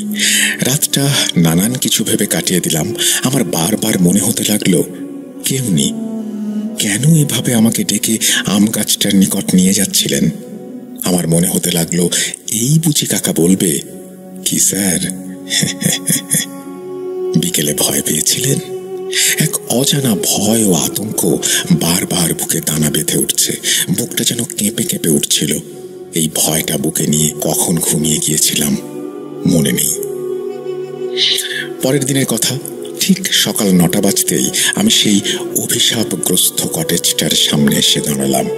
সকালের আলোয় যদিও রাতের আতঙ্ক নেই, তবু এখানকার বাতাসটা যেন অজানা অস্বস্তিতে ভারী হয়ে উঠেছে ক্ষণে ক্ষণে। ভিতরে গিয়ে লক্ষ্য করলাম 2 জন কেয়ারটেকারের মধ্যে একজন অনুপস্থিত। যে ছিল তার দিকে এগিয়ে গিয়ে কুশল বিনিময় করতেই সে এমনভাবে চমকে উঠল যেন তিনি কোনো ভূত দেখেছেন। অবাক হয়ে জিজ্ঞেস করলেন, স্যার, আপনি আবার কি মনে করে আইলেন? এই দিন যে কাণ্ডটা হয়েছিল আপনি বুঝি সেটা দেখবার আইছেন? আল্লাহ গো, আমি যে ডরাইছিলাম। তার চোখে মুখে স্পষ্ট আতঙ্ক দেখে আমি তাকে আশ্বস্ত করে বললাম, না না, তেমন কিছু না, আপনাদের কথা বেশ মনে পড়ছিল, তাই দেখতে চলে এলাম। আচ্ছা, আপনি কি সেদিনের ঘটনা সম্পর্কে আমাকে কিছু বলতে চান? কোনো অস্বাভাবিকতা, মানে এর আগে কখনো দেখেছিলেন কিছু? কোনো পুরনো কাহিনী? কেয়ারটেকার মাথা নাড়ল। তার কণ্ঠস্বরে হতাশার ছাপ স্পষ্ট। তারপর বলল, স্যার, আমি এনে আইছি এই 3-4 মাস হইল, আর আপনার লগে তাগো কারো লগে তো এমন আজব ঘটনা ঘটে নাই। তার কথা শুনে আমার মনটা তিক্ত হতাশায় ভরে গেল। তাহলে কি আমি প্রথম? আর এই অভিশাপের কাহিনী সত্যি কি শুধু আমার জন্যই? কারো থেকে কি এর রহস্য জানতে পারবো না? ঠিক তখনই কেয়ারটেকারের পরের বাক্যগুলো মরুভূমিতে তৃষ্ণার্তের জন্য এক গ্লাস শীতল জলের মতো শান্তি নিয়ে এলো।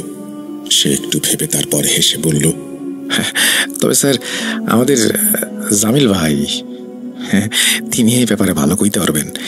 এই কটেজে বহুদিন ধরে আছেন, আমার মনে হয় এসব জানে। আমার বুঝতে আর বাকি রইল না কেই কেয়ারটেকার আর কেই অন্ধকারের সাক্ষী, কেই রহস্যের চাবিকাঠি যে আজ অনুপস্থিত। এই কেয়ারটেকার ভাই তার কথাই বলছেন। তার নাম জমির ভাই। উনি ডিউটি সেরে বাড়ি গেছেন, আসবেন সেই বিকেলবেলা। তার সাথে দেখা করার জন্য আমাকে বিকেল পর্যন্ত অপেক্ষা করতে হবে। কিন্তু আমি তো এক নাছোড়বান্দা মানুষ।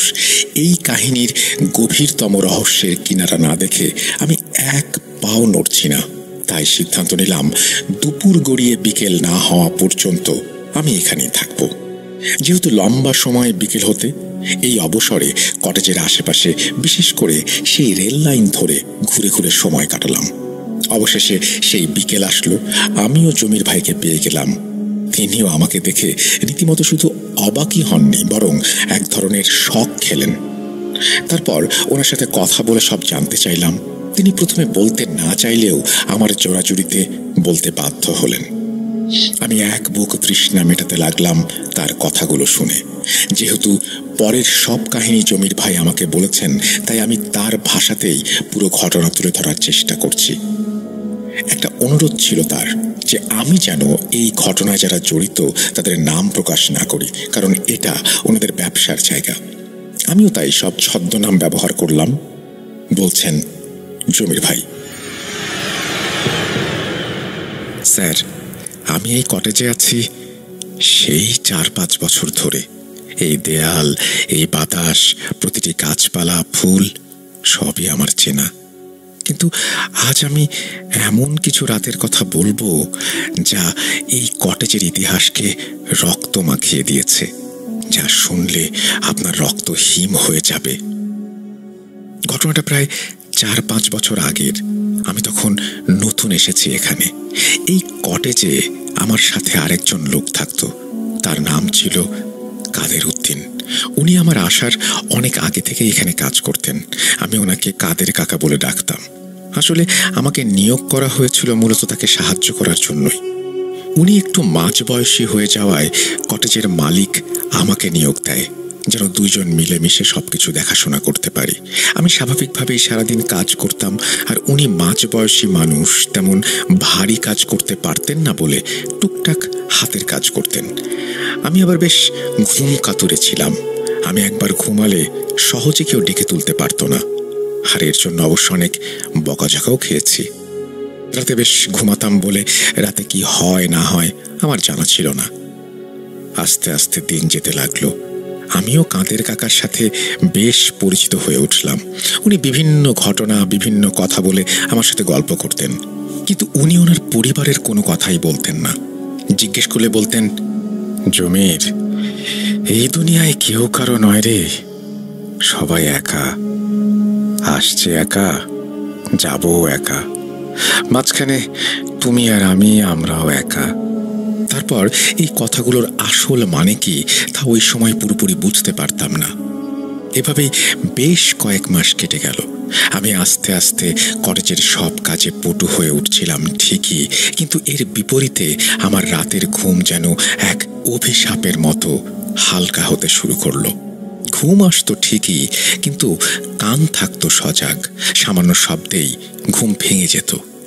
এখানে একটা কথা বলে রাখি, পেছনে যে আম গাছটি দেখছেন, এটা কিন্তু তখনও ছিল। তারপর একদিন রাতে, আনুমানিক 2টা হবে, সে নিস্তব্ধ জমাট অন্ধকারের মধ্যে আমি স্পষ্ট শুনতে পেলাম কেউ যেন কাঁদছে। একটা চাপা, গলার ভেতর থমকে থমকে থাকা কান্নার আওয়াজ।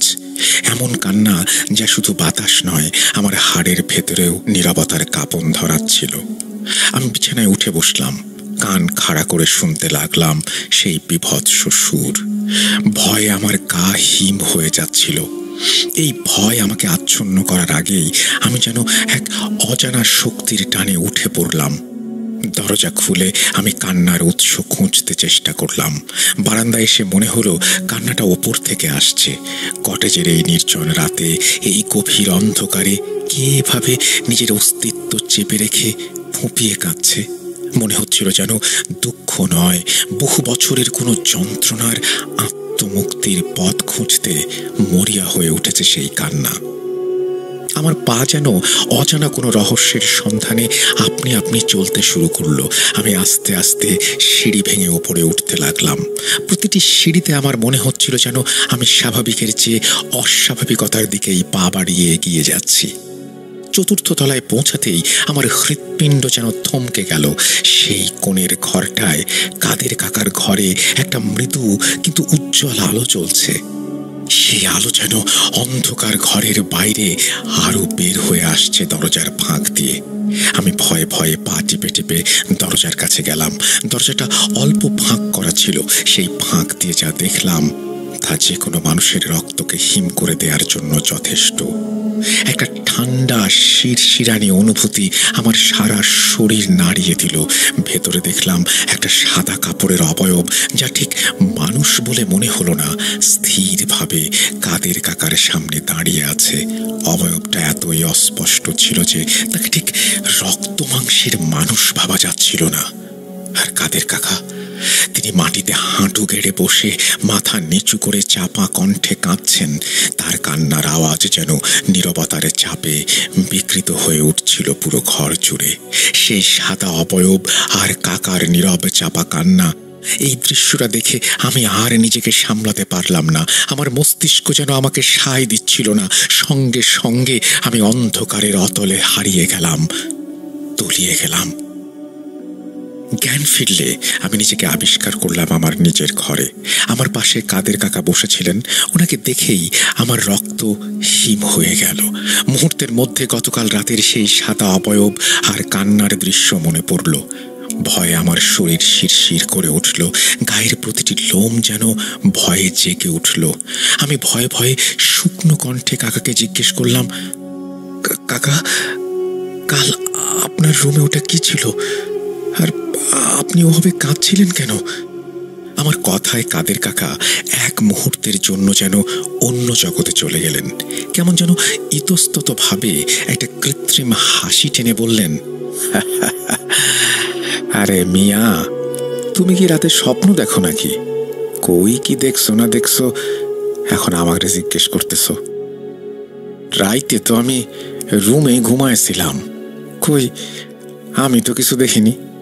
সকালে আমি যখন উঠে বাইরে আসলাম দেখি তুমি সিঁড়ির কাছে অজ্ঞান হয়ে পড়ে আসো। আমি তো তোমার রুমে নিয়ে আসলাম। আমি জবাবে শুধু অবাকই হলাম না, বরং চরম আতঙ্কে বিস্ময়ে তার মুখের দিকে তাকিয়ে রইলাম। আমি যেন তার চোখে মুখে একটা সুনিপুণ মিথ্যার অভিনয় স্পষ্ট দেখতে পেলাম। সেই অভিনয়ের আড়ালে যেন আরো ভয়ঙ্কর কিছু লুকিয়ে রাখছে সে। কিন্তু আমি জোর গলায় আর কিছু জিজ্ঞেস করার সাহস পেলাম না। সেদিন এতটাই অসুস্থ বোধ করছিলাম যে সারাদিন আর রুম থেকে বের হইনি। আর এই সময়টাতে এখানে লোকজন তেমন থাকতে আসতো না বলে কটেজ বেশিরভাগ সময় খালি থাকতো। লোকজন বলতে আমি আর কাদের কাকাই থাকতাম। তার সপ্তাহখানেক পরে আবার এলো সেই অদ্ভুত অভিশাপের রাত।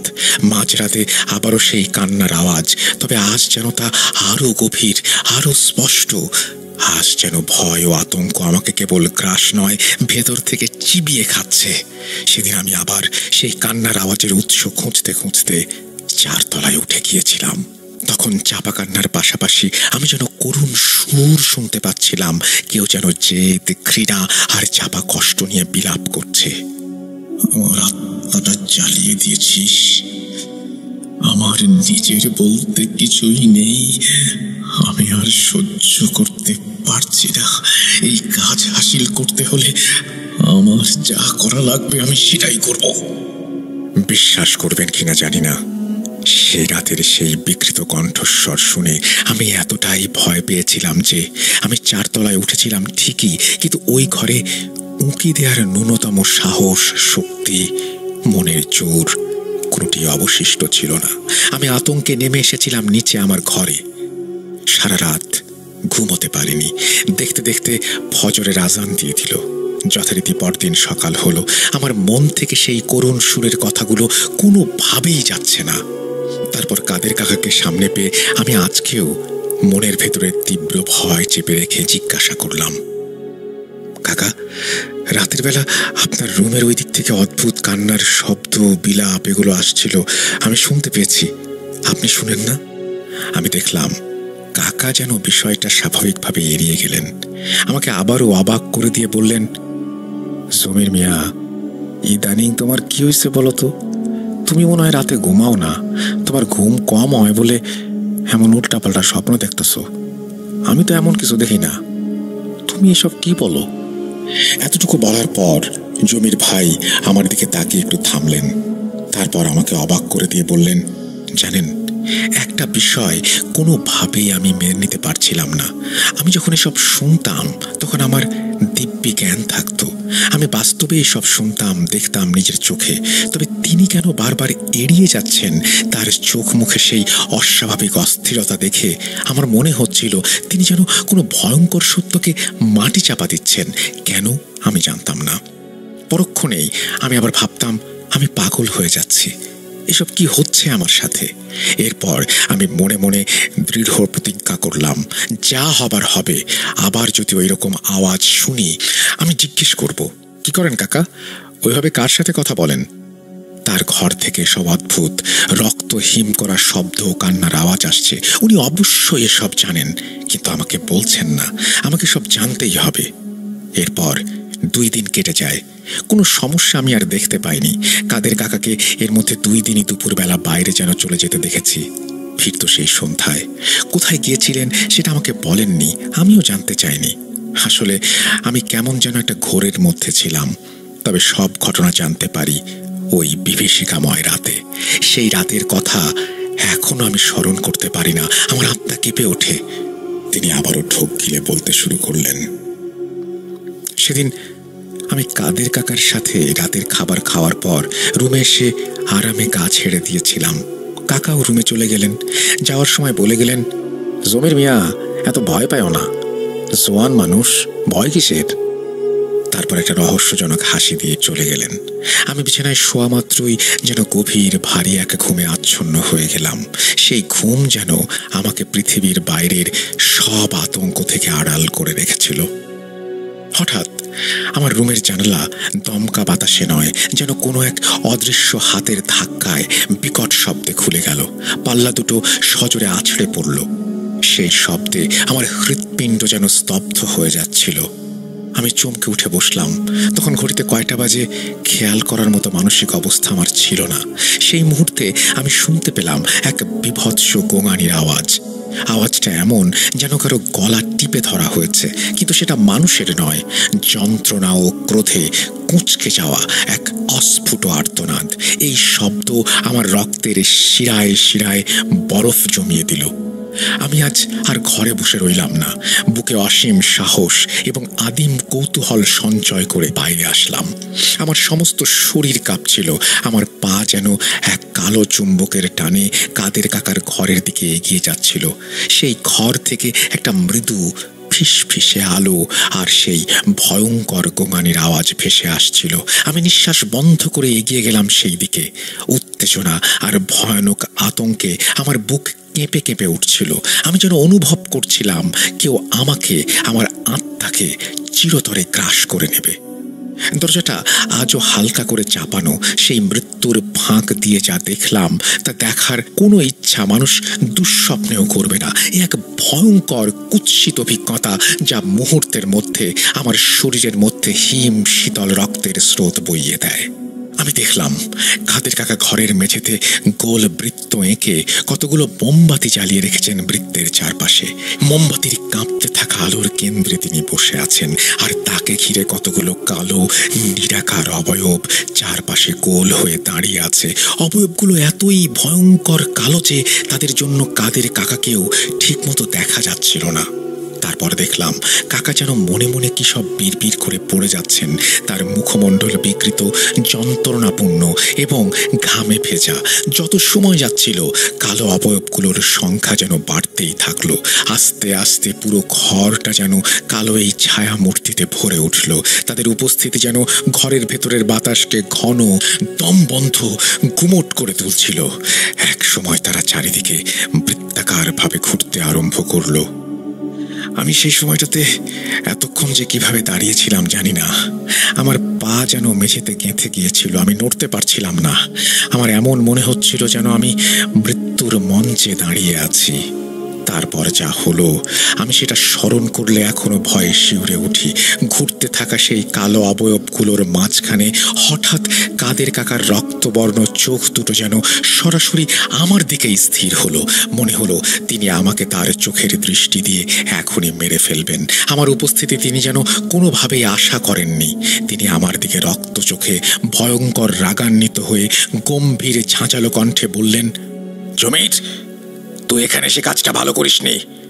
আমার কাজে তুই বাধা দিয়ে ফেলেছিস। এই কাজ অসম্পূর্ণ করা কিন্তু মোটেও উচিত হবে না। তার চোখ যেন কোটর থেকে বেরিয়ে আসতে চাচ্ছিল। এসব কথা বলার সময় আমি দেখছিলাম কালো অবয়বগুলো কাদের কাকাকে ঘিরে ধরেছে, যেন তাকে গিলতে চায়। আর কাকা, তাদের দেখে মনে হচ্ছিল তিনি যেন এখনই আমাকে গিলে খেয়ে নেবেন। তার মুখমণ্ডলে শুধু ক্রোধ নয়, ছিল চরম অপার্থিব ক্ষুধা। সেই কালো ছায়া আর রক্তচক্ষু, এই সম্মিলিত আতঙ্কে আমি এবার আর নিজেকে সামলে রাখতে পারিনি। আমার চেতনা যেন আমার শরীর ত্যাগ করল। আমি অজ্ঞান হয়ে পড়ে গেলাম। আমার যখন জ্ঞান ফিরল আমি দেখলাম আমি হাসপাতালের বিছানায় শুয়ে আছি। জ্ঞান আসতেই গতকালের ঘটনা আমার সারা শরীরে ঝাঁকুনি দিয়ে উঠল। আমার মনে হচ্ছিল আমি যেন ভয়ানক কোনো পৃথিবী থেকে ফিরে এসেছি। পরে জানতে পারলাম আমাকে আশেপাশের কিছু লোক বাগানে অচেতন অবস্থায় পড়ে থাকতে দেখে হাসপাতালে নিয়ে আসে। আপনি হয়তো এখন জিজ্ঞেস করবেন, কাদের কাকার কি হয়েছিল? আমার প্রশ্নের উত্তর দেওয়ার আগেই যারা আমাকে হাসপাতালে নিয়ে এসেছিল তারাই জানালো, কটেজের পেছনে যে আম গাছটা আছে সেই আম গাছের ডালে কাদের চাচার ঝুলন্ত লাশ পাওয়া গেছে। এই কথা শোনার পর আমার পুরো পৃথিবী থমকে গিয়েছিল। মনে হচ্ছিল যেন আমার ভেতরের শেষ রক্তবিন্দুও শুকিয়ে গিয়েছে। সেই বিভৎস রাত, সেই কালো অবয়ব আর ঝুলন্ত কাকার লাশ, এই অভিজ্ঞতা আমি কোনো দিন ভুলব না। আমার শুধু মনে হতে লাগলো সেই কালো ছায়াগুলো তাদের কাজ সম্পূর্ণ করে চলে গেছে। এখানে একটা প্রশ্ন থেকে যায়, কাদের কাকা সেই রাতে ওই কালো অবয়বের সাথে আসলে কি করছিলেন? আর উনি বিলাপ করে কাকে মারার কথাই বা বলছিলেন, তাই না? জমির ভাই এটার উত্তরও আমাকে দিয়েছিলেন। আসলে কাদের কাকার স্ত্রী অনেক সুন্দর ছিলেন, যে দেখবে সেই পছন্দ করবে এমন সুন্দর তিনি। তাই এলাকার কিছু খারাপ মানুষের নজরে পড়ে তাকে তাবিজ করা হয়, যেটাকে আমরা কালো জাদু বলে থাকি। তার প্রভাবে কাদের কাকা তার স্ত্রীকে বাঁচাতে পারেননি। তখনই তিনি প্রতিজ্ঞা করেন যে এই খারাপ লোকদের তিনিও মেরে ফেলবেন। হিংসার বশবর্তী হয়ে তিনিও কালো জাদুর চর্চা শুরু করেন। কিন্তু সেদিন হয়তো আমার হঠাৎ উপস্থিতি বদ জিনগুলো মেনে নিতে পারেননি, তাই কাদের কাকার এমন নির্মম পরিণতি হয়েছিল। তারপর আমিও বেশ অসুস্থ ছিলাম। আমার কানে শুধু কাদের কাকার সেই চাপা কণ্ঠের আর্তনাদগুলো বাজতে থাকতো। অনেক হুজুর দেখিয়ে তাবিজ নিয়ে এখন আলহামদুলিল্লাহ ভালো আছি, এই বলে উনি তার কথা শেষ করেছেন। এই ছিল আমার ঘটে যাওয়া ঘটনা, কেয়ারটেকার চাচার ইতিহাস। ধন্যবাদ প্রিয় শ্রোতা বন্ধুরা ধৈর্য নিয়ে শোনার জন্য। এই কথা প্রমাণিত যে জমির সাহেব যা দেখেছিলেন কাদের চাচার সেই রুমে, তা তার কল্পনা নয়, স্বপ্ন নয়, তা ছিল ধ্রুব সত্য। আমরা চলে যাব। আমরা এখন যে ঘটনাটি শোনাবো সেটির নাম হচ্ছে নুসরাত, কিন্তু ঘটনাটি পড়ে শুনিয়েছেন জুনায়েদ। তিনিই পাঠিয়েছেন এই ঘটনাটি। চলুন কথা না বাড়িয়ে আমরা সরাসরি ঘটনায় চলে যাই। এক শান্ত গ্রাম, কাঁচা রাস্তা, ধান ক্ষেত, আর মাঝে একটা ছোট্ট ঘর। সেই ঘরেই থাকে আব্দুল গফুরের পরিবার। ধার্মিক, সৎ, শান্ত মানুষ গফুর সাহেব। স্ত্রী রহিমা বেগম সবার প্রিয়, আর তাদের একমাত্র মেয়ে নুসরাত। বয়স হবে 17 কি 18। নুসরাত ছিল গ্রামের সব থেকে শান্ত মেয়ে। সকালে মাদ্রাসায় যেত, বিকেলে বাগানের পাশে বসে কোরআন পড়ত, পুকুরের পাশে বসে থাকতো ঘন্টার পর ঘন্টা। ওই পুকুর নিয়ে গ্রামের লোকজন বলতো রাতে ওইখানে গেলে পানি দেখে ছায়া দেখা যায়, মেজো পেতনি থাকে সেখানে। কিন্তু গফুর সাহেব এসব বিশ্বাস করতেন না। বলতেন আল্লাহ ছাড়া কারো ক্ষমতা নেই। তবু রহিমা মেয়েকে সতর্ক করতেন, মা, সন্ধ্যার পর ওই পুকুরে যাস না, ওখানে চেন পরে ভর করে। নুসরাত এসে বলল, মা, তুমি এসব ভয় করো কেন? সেদিন শুক্রবার রাত, সবাই ঘুমিয়ে গেছে। হঠাৎ নুসরাত চেঁচিয়ে উঠল, পানি! বাবুমা দৌড়ে এসে দেখে মেয়েটা ঘামে ভিজে গেছে, ঠোঁট শুকনো। তারা পানি খাওয়ালো, আয়াত পরে ফু দিল। কিছুক্ষণ পর সে ঘুমিয়ে গেল। পরদিন সকালে রহিমা দেখে নুসরাত একা একা উঠোনে বসে বিড়বিড় করছে। রহিমা বলল, কি বলছিস মা? নুসরাত মুখ তুলে তাকালো, চোখ অচেনা ঠান্ডা। নুসরাত ধীর স্বরে বলে, মা, তুমি শুনতে পাও না? ওরা আমায় ডাকছে ওই পুকুর থেকে। রহিমা কিছু বলার আগেই মেয়েটা হাসলো, এক অদ্ভুত হাসি। তারপর চুপ করে ঘরে ঢুকে গেল। রাত প্রায় 2টো। রহিমার ঘুম ভাঙলো এক অচেনা শব্দে, যেন বাইরে কেউ হাঁটছে। দরজা হাত খোলা। বেরিয়ে দেখে নুসরাত পুকুর পাড়ে দাঁড়িয়ে, চুল ছড়ানো, জামা ভিজে, মুখে অদ্ভুত শান্তি। রহিমা চিৎকার করে বলল, নুসরাত, ওখানে কি করিস? নুসরাত ধীর কণ্ঠে বলে, মা, ওরা ডাকছে, আমি যাব ওদের কাছে। মা দৌড়ে গিয়ে টানতে গেলে মেয়েটা চিৎকার করে ওঠে, ছাড়ো, আমি যাব ওদের সঙ্গে। তার গলা ভারী, পুরুষের মতো কণ্ঠ। রহিমা ভয় পেয়ে পড়ে গেল।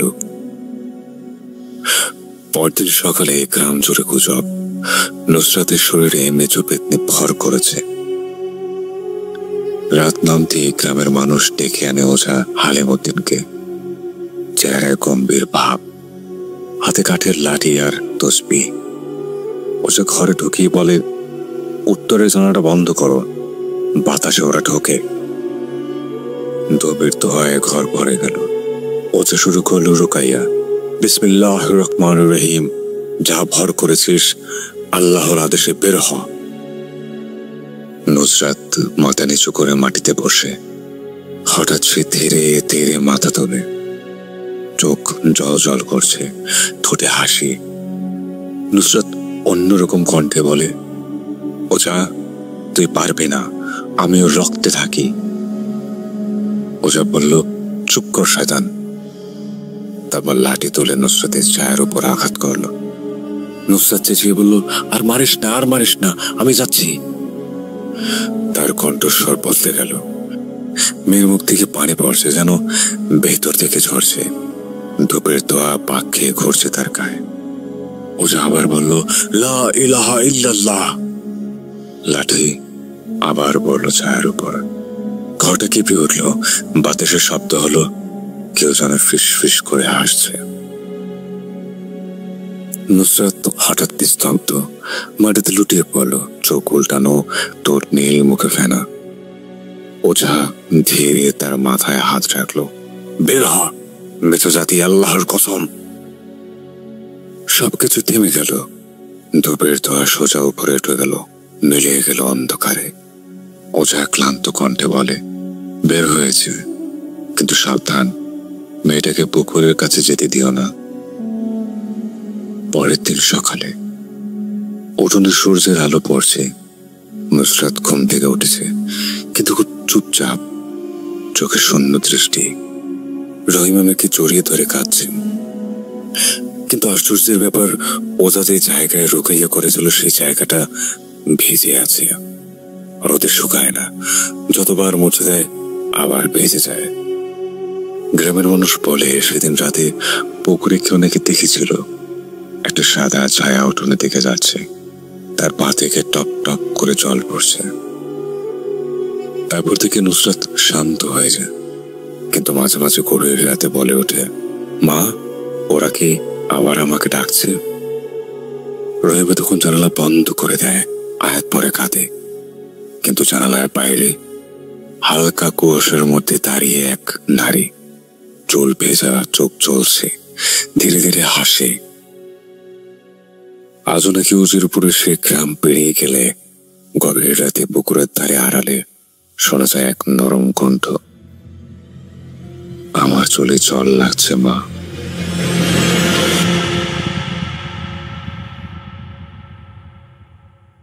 আসসালামু আলাইকুম রাসেল ভাই, আমি বসুয়ার কোম্পানিগঞ্জ নোয়াখালী থেকে বলছি। আশা করি আপনি অনেক ভালো আছেন। আলহামদুলিল্লাহ আমি অনেক ভালো আছি। আমি অনেক আগে থেকেই আপনার ভূত.com বা ভূত FM শুনে আসছি। তো অনেকদিন ধরেই চিন্তা করছি যে আমার একটা ঘটনা আমি শেয়ার করব, বাট সময়ের জন্য বা কোনো এতে পাঠাবো কোনোভাবেই পারছিলাম না। তো এবার আমি সিদ্ধান্ত নিয়ে নিলাম যে ঘটনাটা আপনাকে পাঠাবো। তো আজকে আমি যে ঘটনাটা শেয়ার করব সেটা হচ্ছে আমার সেজ বোনের সাথে ঘটা। তো আমরা 4 বোন। তো আমার সেজ বোনের সাথে ঘটে যাওয়া কিছু ঘটনা আমি আজকে আপনার সাথে শেয়ার করতে যাচ্ছি। তো ঘটনাটা হচ্ছে 2012 সালে। তখন আমার আব্বু ছিল, আর আমাদের বাড়িটা ছিল একটু গ্রাম সাইড বলতে আমরা নোয়াখালী যে জায়গায় এখন আছে সেটা হচ্ছে কোম্পানিগঞ্জ, আর ওটাকে চরপকিরা ধরে। তো আমরা ওইখানে ছিলাম বেশ কিছু বছর বলতে ছোটবেলা থেকে প্রায় আমরা 15 সাল পর্যন্ত আমাদের বাড়িতে অবস্থানরত ছিলাম। এরপরে কিছু ঘটনার কারণে বা কিছু সময় স্বল্পতার কারণে আমরা এখানে চলে আসি। তো আমি আজকে যে ঘটনাটা শেয়ার করব সেটা আমি শুরু করছি। তার আগে আমি আমাদের বাড়ির কিছু ডিরেকশন আপনাকে দিয়ে রাখছি। আমাদের বাড়িটা টোটাল 6 ফ্যামিলি নিয়ে আমাদের বাড়ি। গ্রামের বাড়িতে মূলত 6 অনেকজন ফ্যামিলি নিয়ে একটা বাড়ি এরকম হয়। তো আমাদের বাড়িটা ছিল 6টা ফ্যামিলি। তার মধ্যে আমাদের যে ঘরটা ছিল সেটা ছিল একদম রোড সাইড। আমাদের ঘরটা দেখা গেলে মনে হয় যে পিছনে কোনো ফ্যামিলি নেই বা কোনো ঘর নেই, এরকম ছিল আমাদের ঘরটা। তো 2000 সালে যখন আমাদের ঘরটা 2000 সালে করা হয়, তো তখন ছিল 2টা বেড, একটা কিচেন, একটা ডাইনিং আর একটা ড্রয়িং। এরপরে আমার আব্বু দেশে আসার পরে আপু আবার আলাদা করে 2 রুম করে। আমরা যখন বড় হয়েছি তখন ওয়াশরুমটাও করে, তো আরো বাড়তি 2টা রুম করা হয়, 2টা ওয়াশরুম করা হয়, তো ঘরটা অনেক বড় হয়ে যায়। আর আমাদের ঘরটা হচ্ছে যে 2টা দরজা, একটা হচ্ছে সামনে দিয়ে ঢোকা আর একটা হচ্ছে পিছনের দরজা।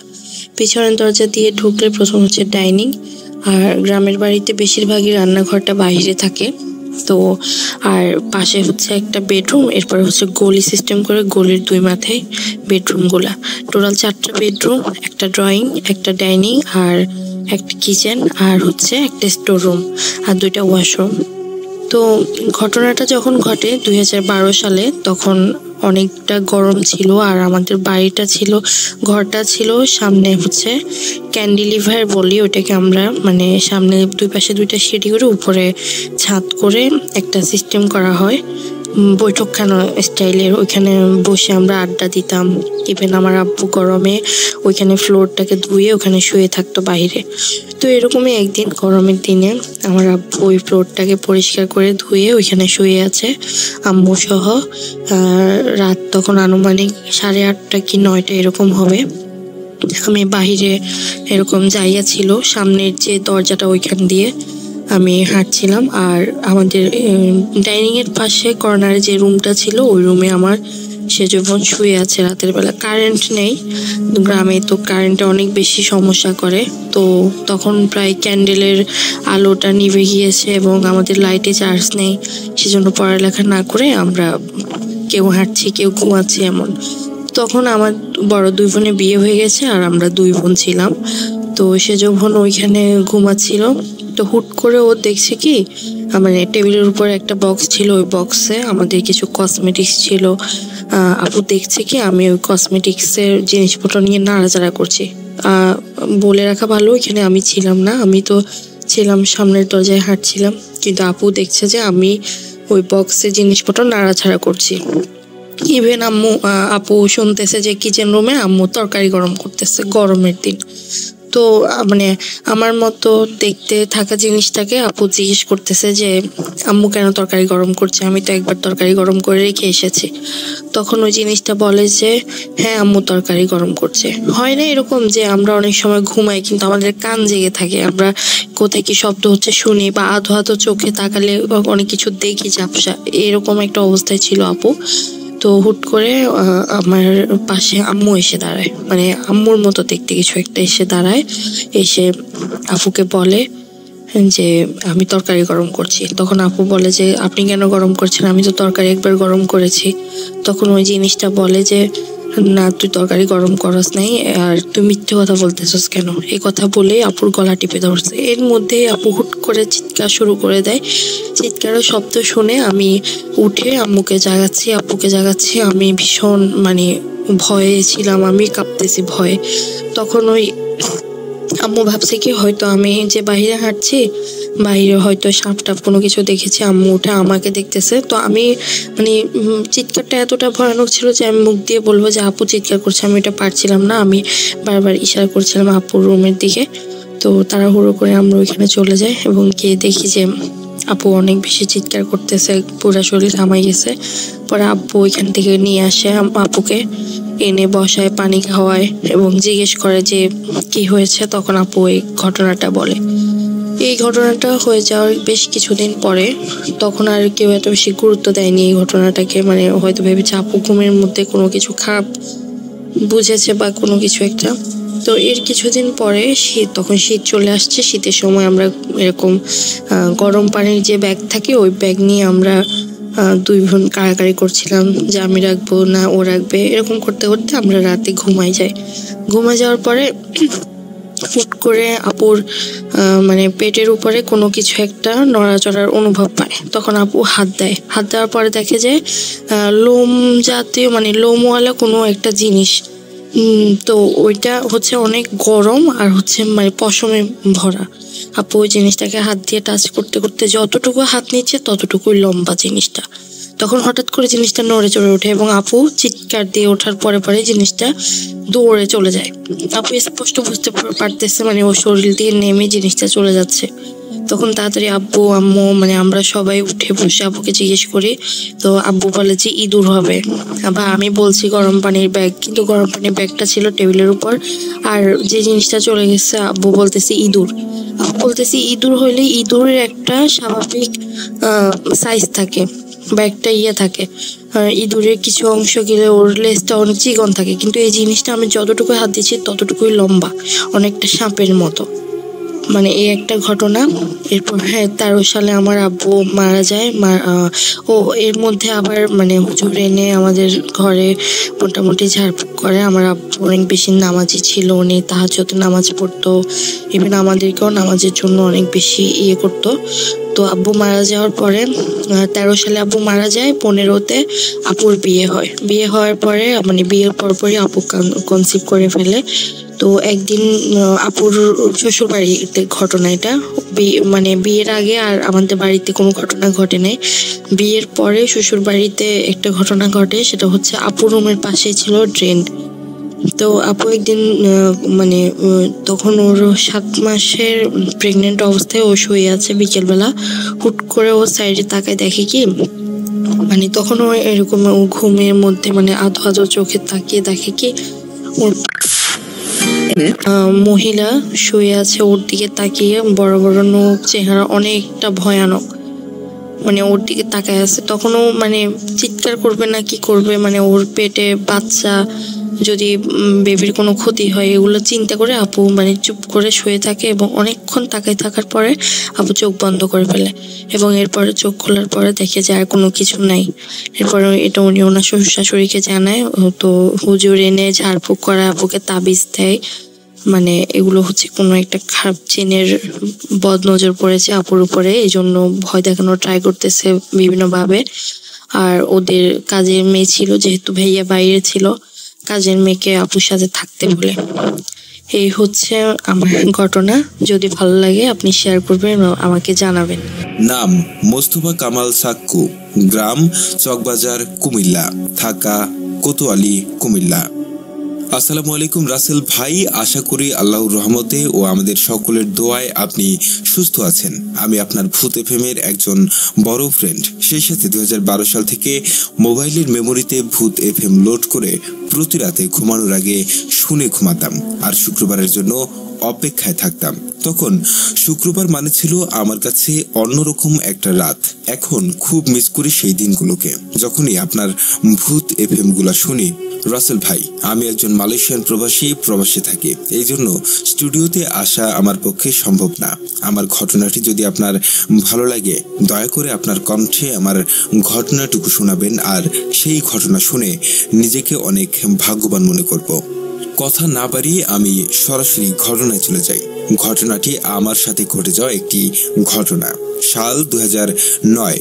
তখন সময়টা ছিল গরমকাল, আর আমাদের দেশে গরমকাল মানে লোডশেডিং। বরাবরের মতো সেই রাতে ঘুমানোর আগে রাত প্রায় 12টা থেকে 12:30 মধ্যে কারেন্ট চলে যায়।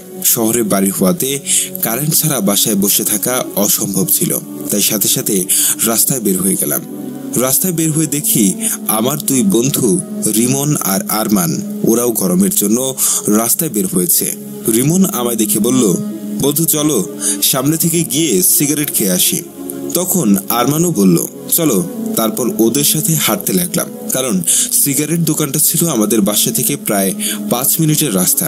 3 জন হাঁটতেছি, তখন আমার মোবাইলে আমার গার্লফ্রেন্ড কল আসে, আর আমি ওর সাথে কথা বলা শুরু করে দেই। রিমন আর আরমান ওরা 2 জন কথা বলতেছে, আমি ওদের পিছন পিছন হাঁটতেছি আর গার্লফ্রেন্ডের সাথে কথা বলতেছি। হঠাৎ কিছুক্ষণ পর মনে হইল আমি অনেকক্ষণ যেমন হাঁটতেছি, কিন্তু আমার আশেপাশে আমি কাউকেই দেখতেছি না। চারিদিকে কেমন জানি অন্ধকার মনে হইতেছিল।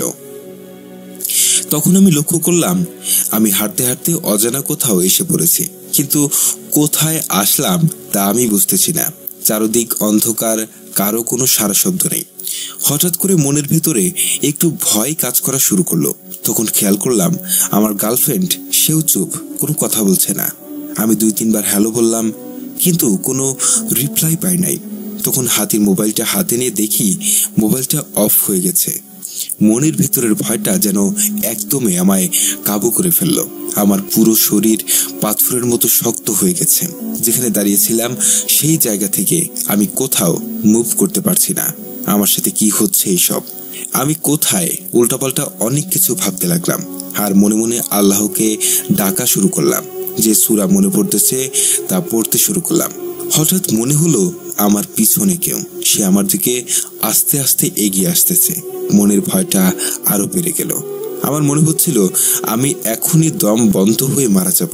ঠিক তখনই কে যেন পিছন থেকে আমার হাত ধরে একটা টান দিল। আর ঠিক তখনই সাথে সাথে আমি দেখতে পেলাম আমি শ্মশানের মধ্যে বেওয়ারিশ কিছু কবরের উপর দাঁড়িয়ে আছি। আর আমার হাত ধরে যে টান দিয়েছিল উনি ছিল সেই শ্মশানের দারোয়ান। উনি আমার হাত ধরে আমায় বলল, এখানে এত রাতে কি জন্য আইছস? আমি ওনার গলা শুনে বুঝতে পারলাম উনি মানুষ। সাথে সাথে উনিকে জড়িয়ে ধরে বলতে লাগলাম, আমাকে এখান থেকে নিয়ে চলুন। এই কথাটা 2-3 বার বলার পর আমি সেন্স হারিয়ে ফেলি। জানি না কতক্ষণ আমার সেন্স আসেনি। আমি চোখ মেলে দেখি ওই লোকটার সাথে আরো 2 জন লোক আমার পাশে দাঁড়িয়ে আছে। ওদের দিক তাকিয়ে আমি উঠে বসলাম। দেখি একটি দোকানের সামনে মাটিতে আমি বসা।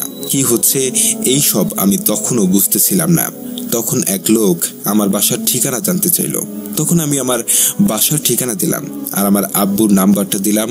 ওই লোকটা আব্বুকে কল করে আসতে বলল। তারপর সাথে থাকা 2 লোক আমায় বলতে লাগলো, এত রাতে আমি কেন আসলাম এই জায়গায়? তখন আমি শুধু একটা কথাই বলছি, আমি জানি না আমি কিভাবে এখানে আসছি। তখন দারোয়ান ভাই যে আমার হাত ধরে টান দিয়েছে, তখন তিনি বলতে শুরু করলেন। উনি শ্মশানের গেটের পাশে বসেছিলেন। আমি নাকি মোবাইলে কথা বলতে বলতে ওনার সামনে দিয়ে শ্মশানে ঢুকে পড়ি। উনি তখন ভাবতেছিল হয়তো আমি নেশাখোর, তাই নেশা করার জন্য ভিতরে যাচ্ছি। কিন্তু উনি মনে মনে ভাবতে লাগলো, রাত প্রায় 2টা বাজে, এত রাতে শ্মশানের ভিতরে তো কোনো নেশাখোর যাওয়ার সাহস করবে না। তখন উনি নাকি একটু ভয় পেয়েছে। তারপরও উনি অনেক কিছু চিন্তা করে আমার পিছনে পিছনে যেতে লাগলেন এইটা দেখার জন্য যে আমি কি করি। তখন উনি দেখলেন আমি নাকি শ্মশানে ঢুকে সরাসরি বেওয়ারিশ কবরস্থানের মধ্যে জায়গায় চলে যাই এবং এক জায়গায় দাঁড়িয়ে থাকি আর একা একা নাকি কি সব ভাষায় নিজে নিজে কথা বলতেছি।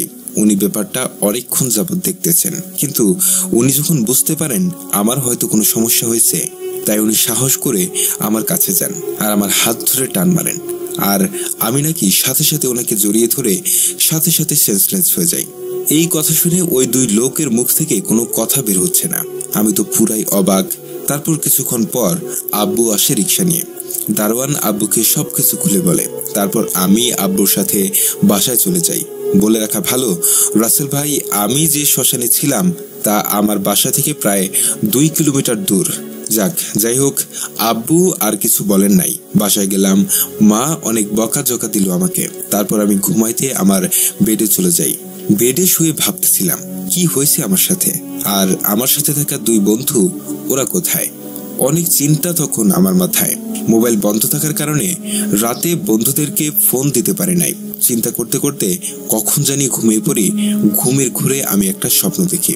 স্বপ্নটা ছিল এমন, 2 জন লোক এসে আমার হাত ধরে আমায় কোথাও নিয়ে যাওয়ার জন্য চেষ্টা করতেছে, কিন্তু আমি ওদের মুখগুলো দেখতে পারতেছি। আমি অনেক চেষ্টা করতেছি ওদের হাত থেকে আমার হাত ছাড়ানোর, কিন্তু আমার মনে হচ্ছে ওরা আমার হাত লোহার কোনো কিছু একটা দিয়ে বেঁধে রেখেছে আর তাদের সাথে আমায় নিয়ে যাওয়ার জন্য চেষ্টা করতেছে। তখন দেখি হঠাৎ সেই দারোয়ান লোকটা আবার এসে আমার হাত ধরে টান দিয়ে ওদের কাছ থেকে আমাকে দূরে সরিয়ে নিয়ে আসে। আর তখনই ওই 2 লোক আমার দিকে তাকিয়ে বলতে লাগলো, আজ তুই এই দারোয়ান লোকটার জন্য বেঁচে গেলি, কিন্তু এই দারোয়ান লোককে আমাদের হাত থেকে কে বাঁচাবে? এই কথা বলে সাথে সাথে দারোয়ান ভাইয়ের পা ধরে ওনাকে টেনে হিঁচড়ে আমার কাছ থেকে নিয়ে চলে গেল। ওনাকে বাঁচানোর জন্য আমি অনেক চেষ্টা করি, কিন্তু আমি ব্যর্থ হই। আমি দারোয়ান ভাইটাকে ধরে রাখতে পারি নাই। ওরা দারোয়ান ভাইটাকে নিয়ে অন্ধকারে মিলিয়ে গেল। তখন আমি জোরে জোরে কান্না করছিলাম।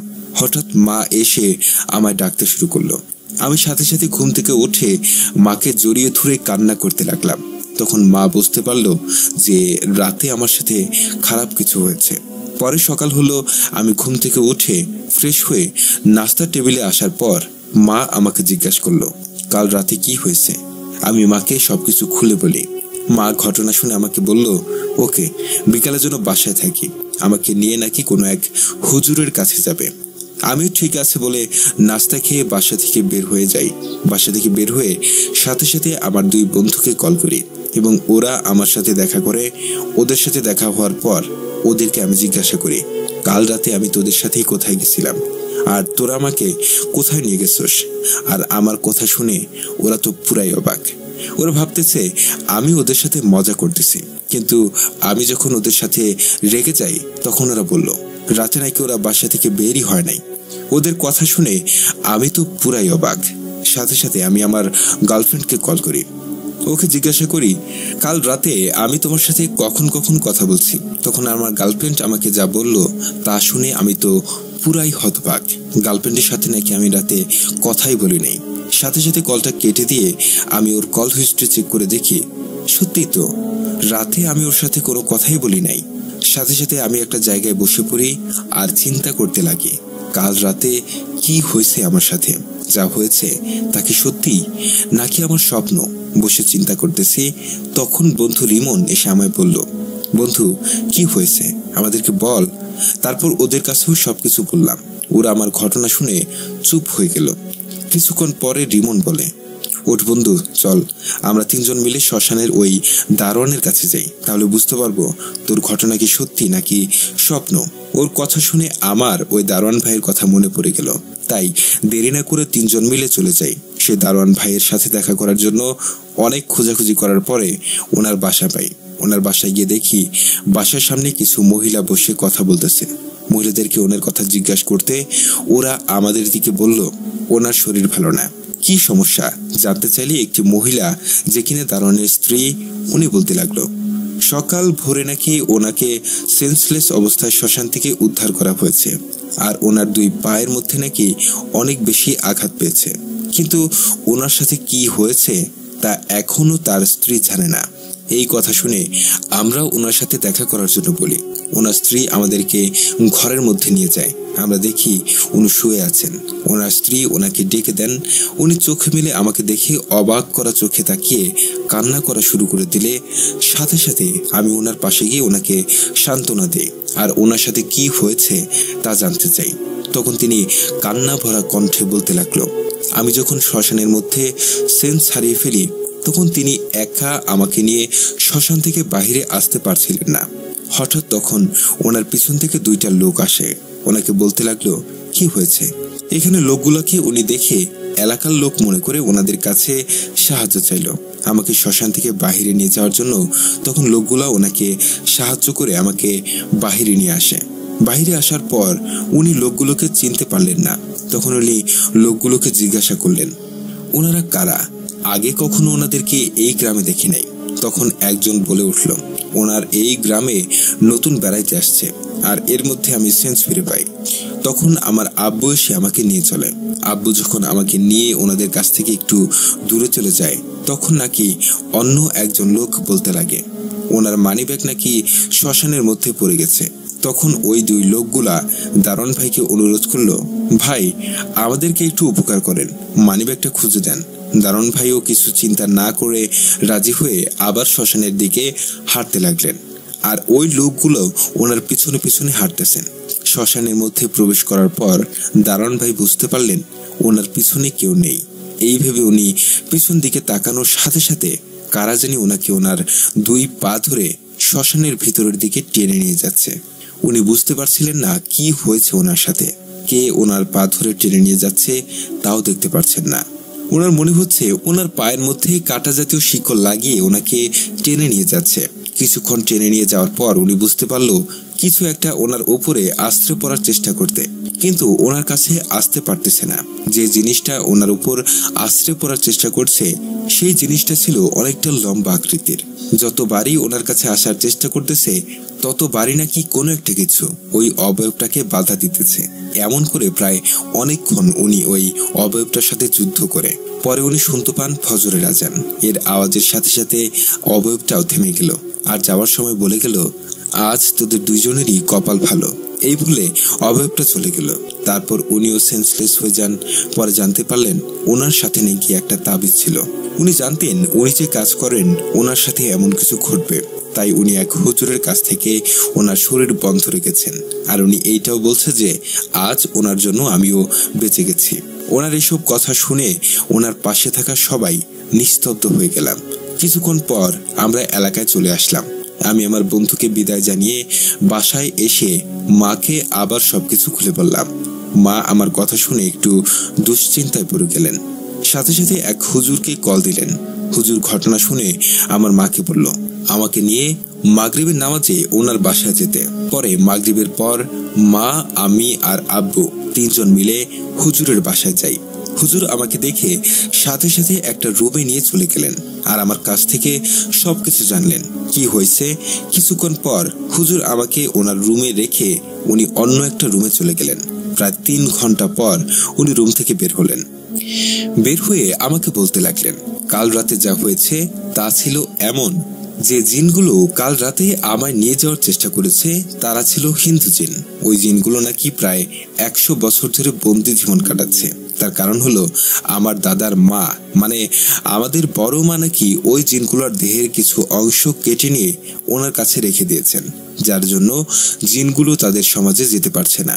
এই অভিশাপ থেকে বাঁচার জন্য নাকি জিনদের বাদশা জিনদেরকে বলেছে যদি ওরা আমাদের বংশের কোনো ছেলেকে শ্মশানে নিয়ে গিয়ে বলি দিতে পারে তাহলে জিনগুলো নাকি ওদের সমাজে পুনরায় যেতে পারবে।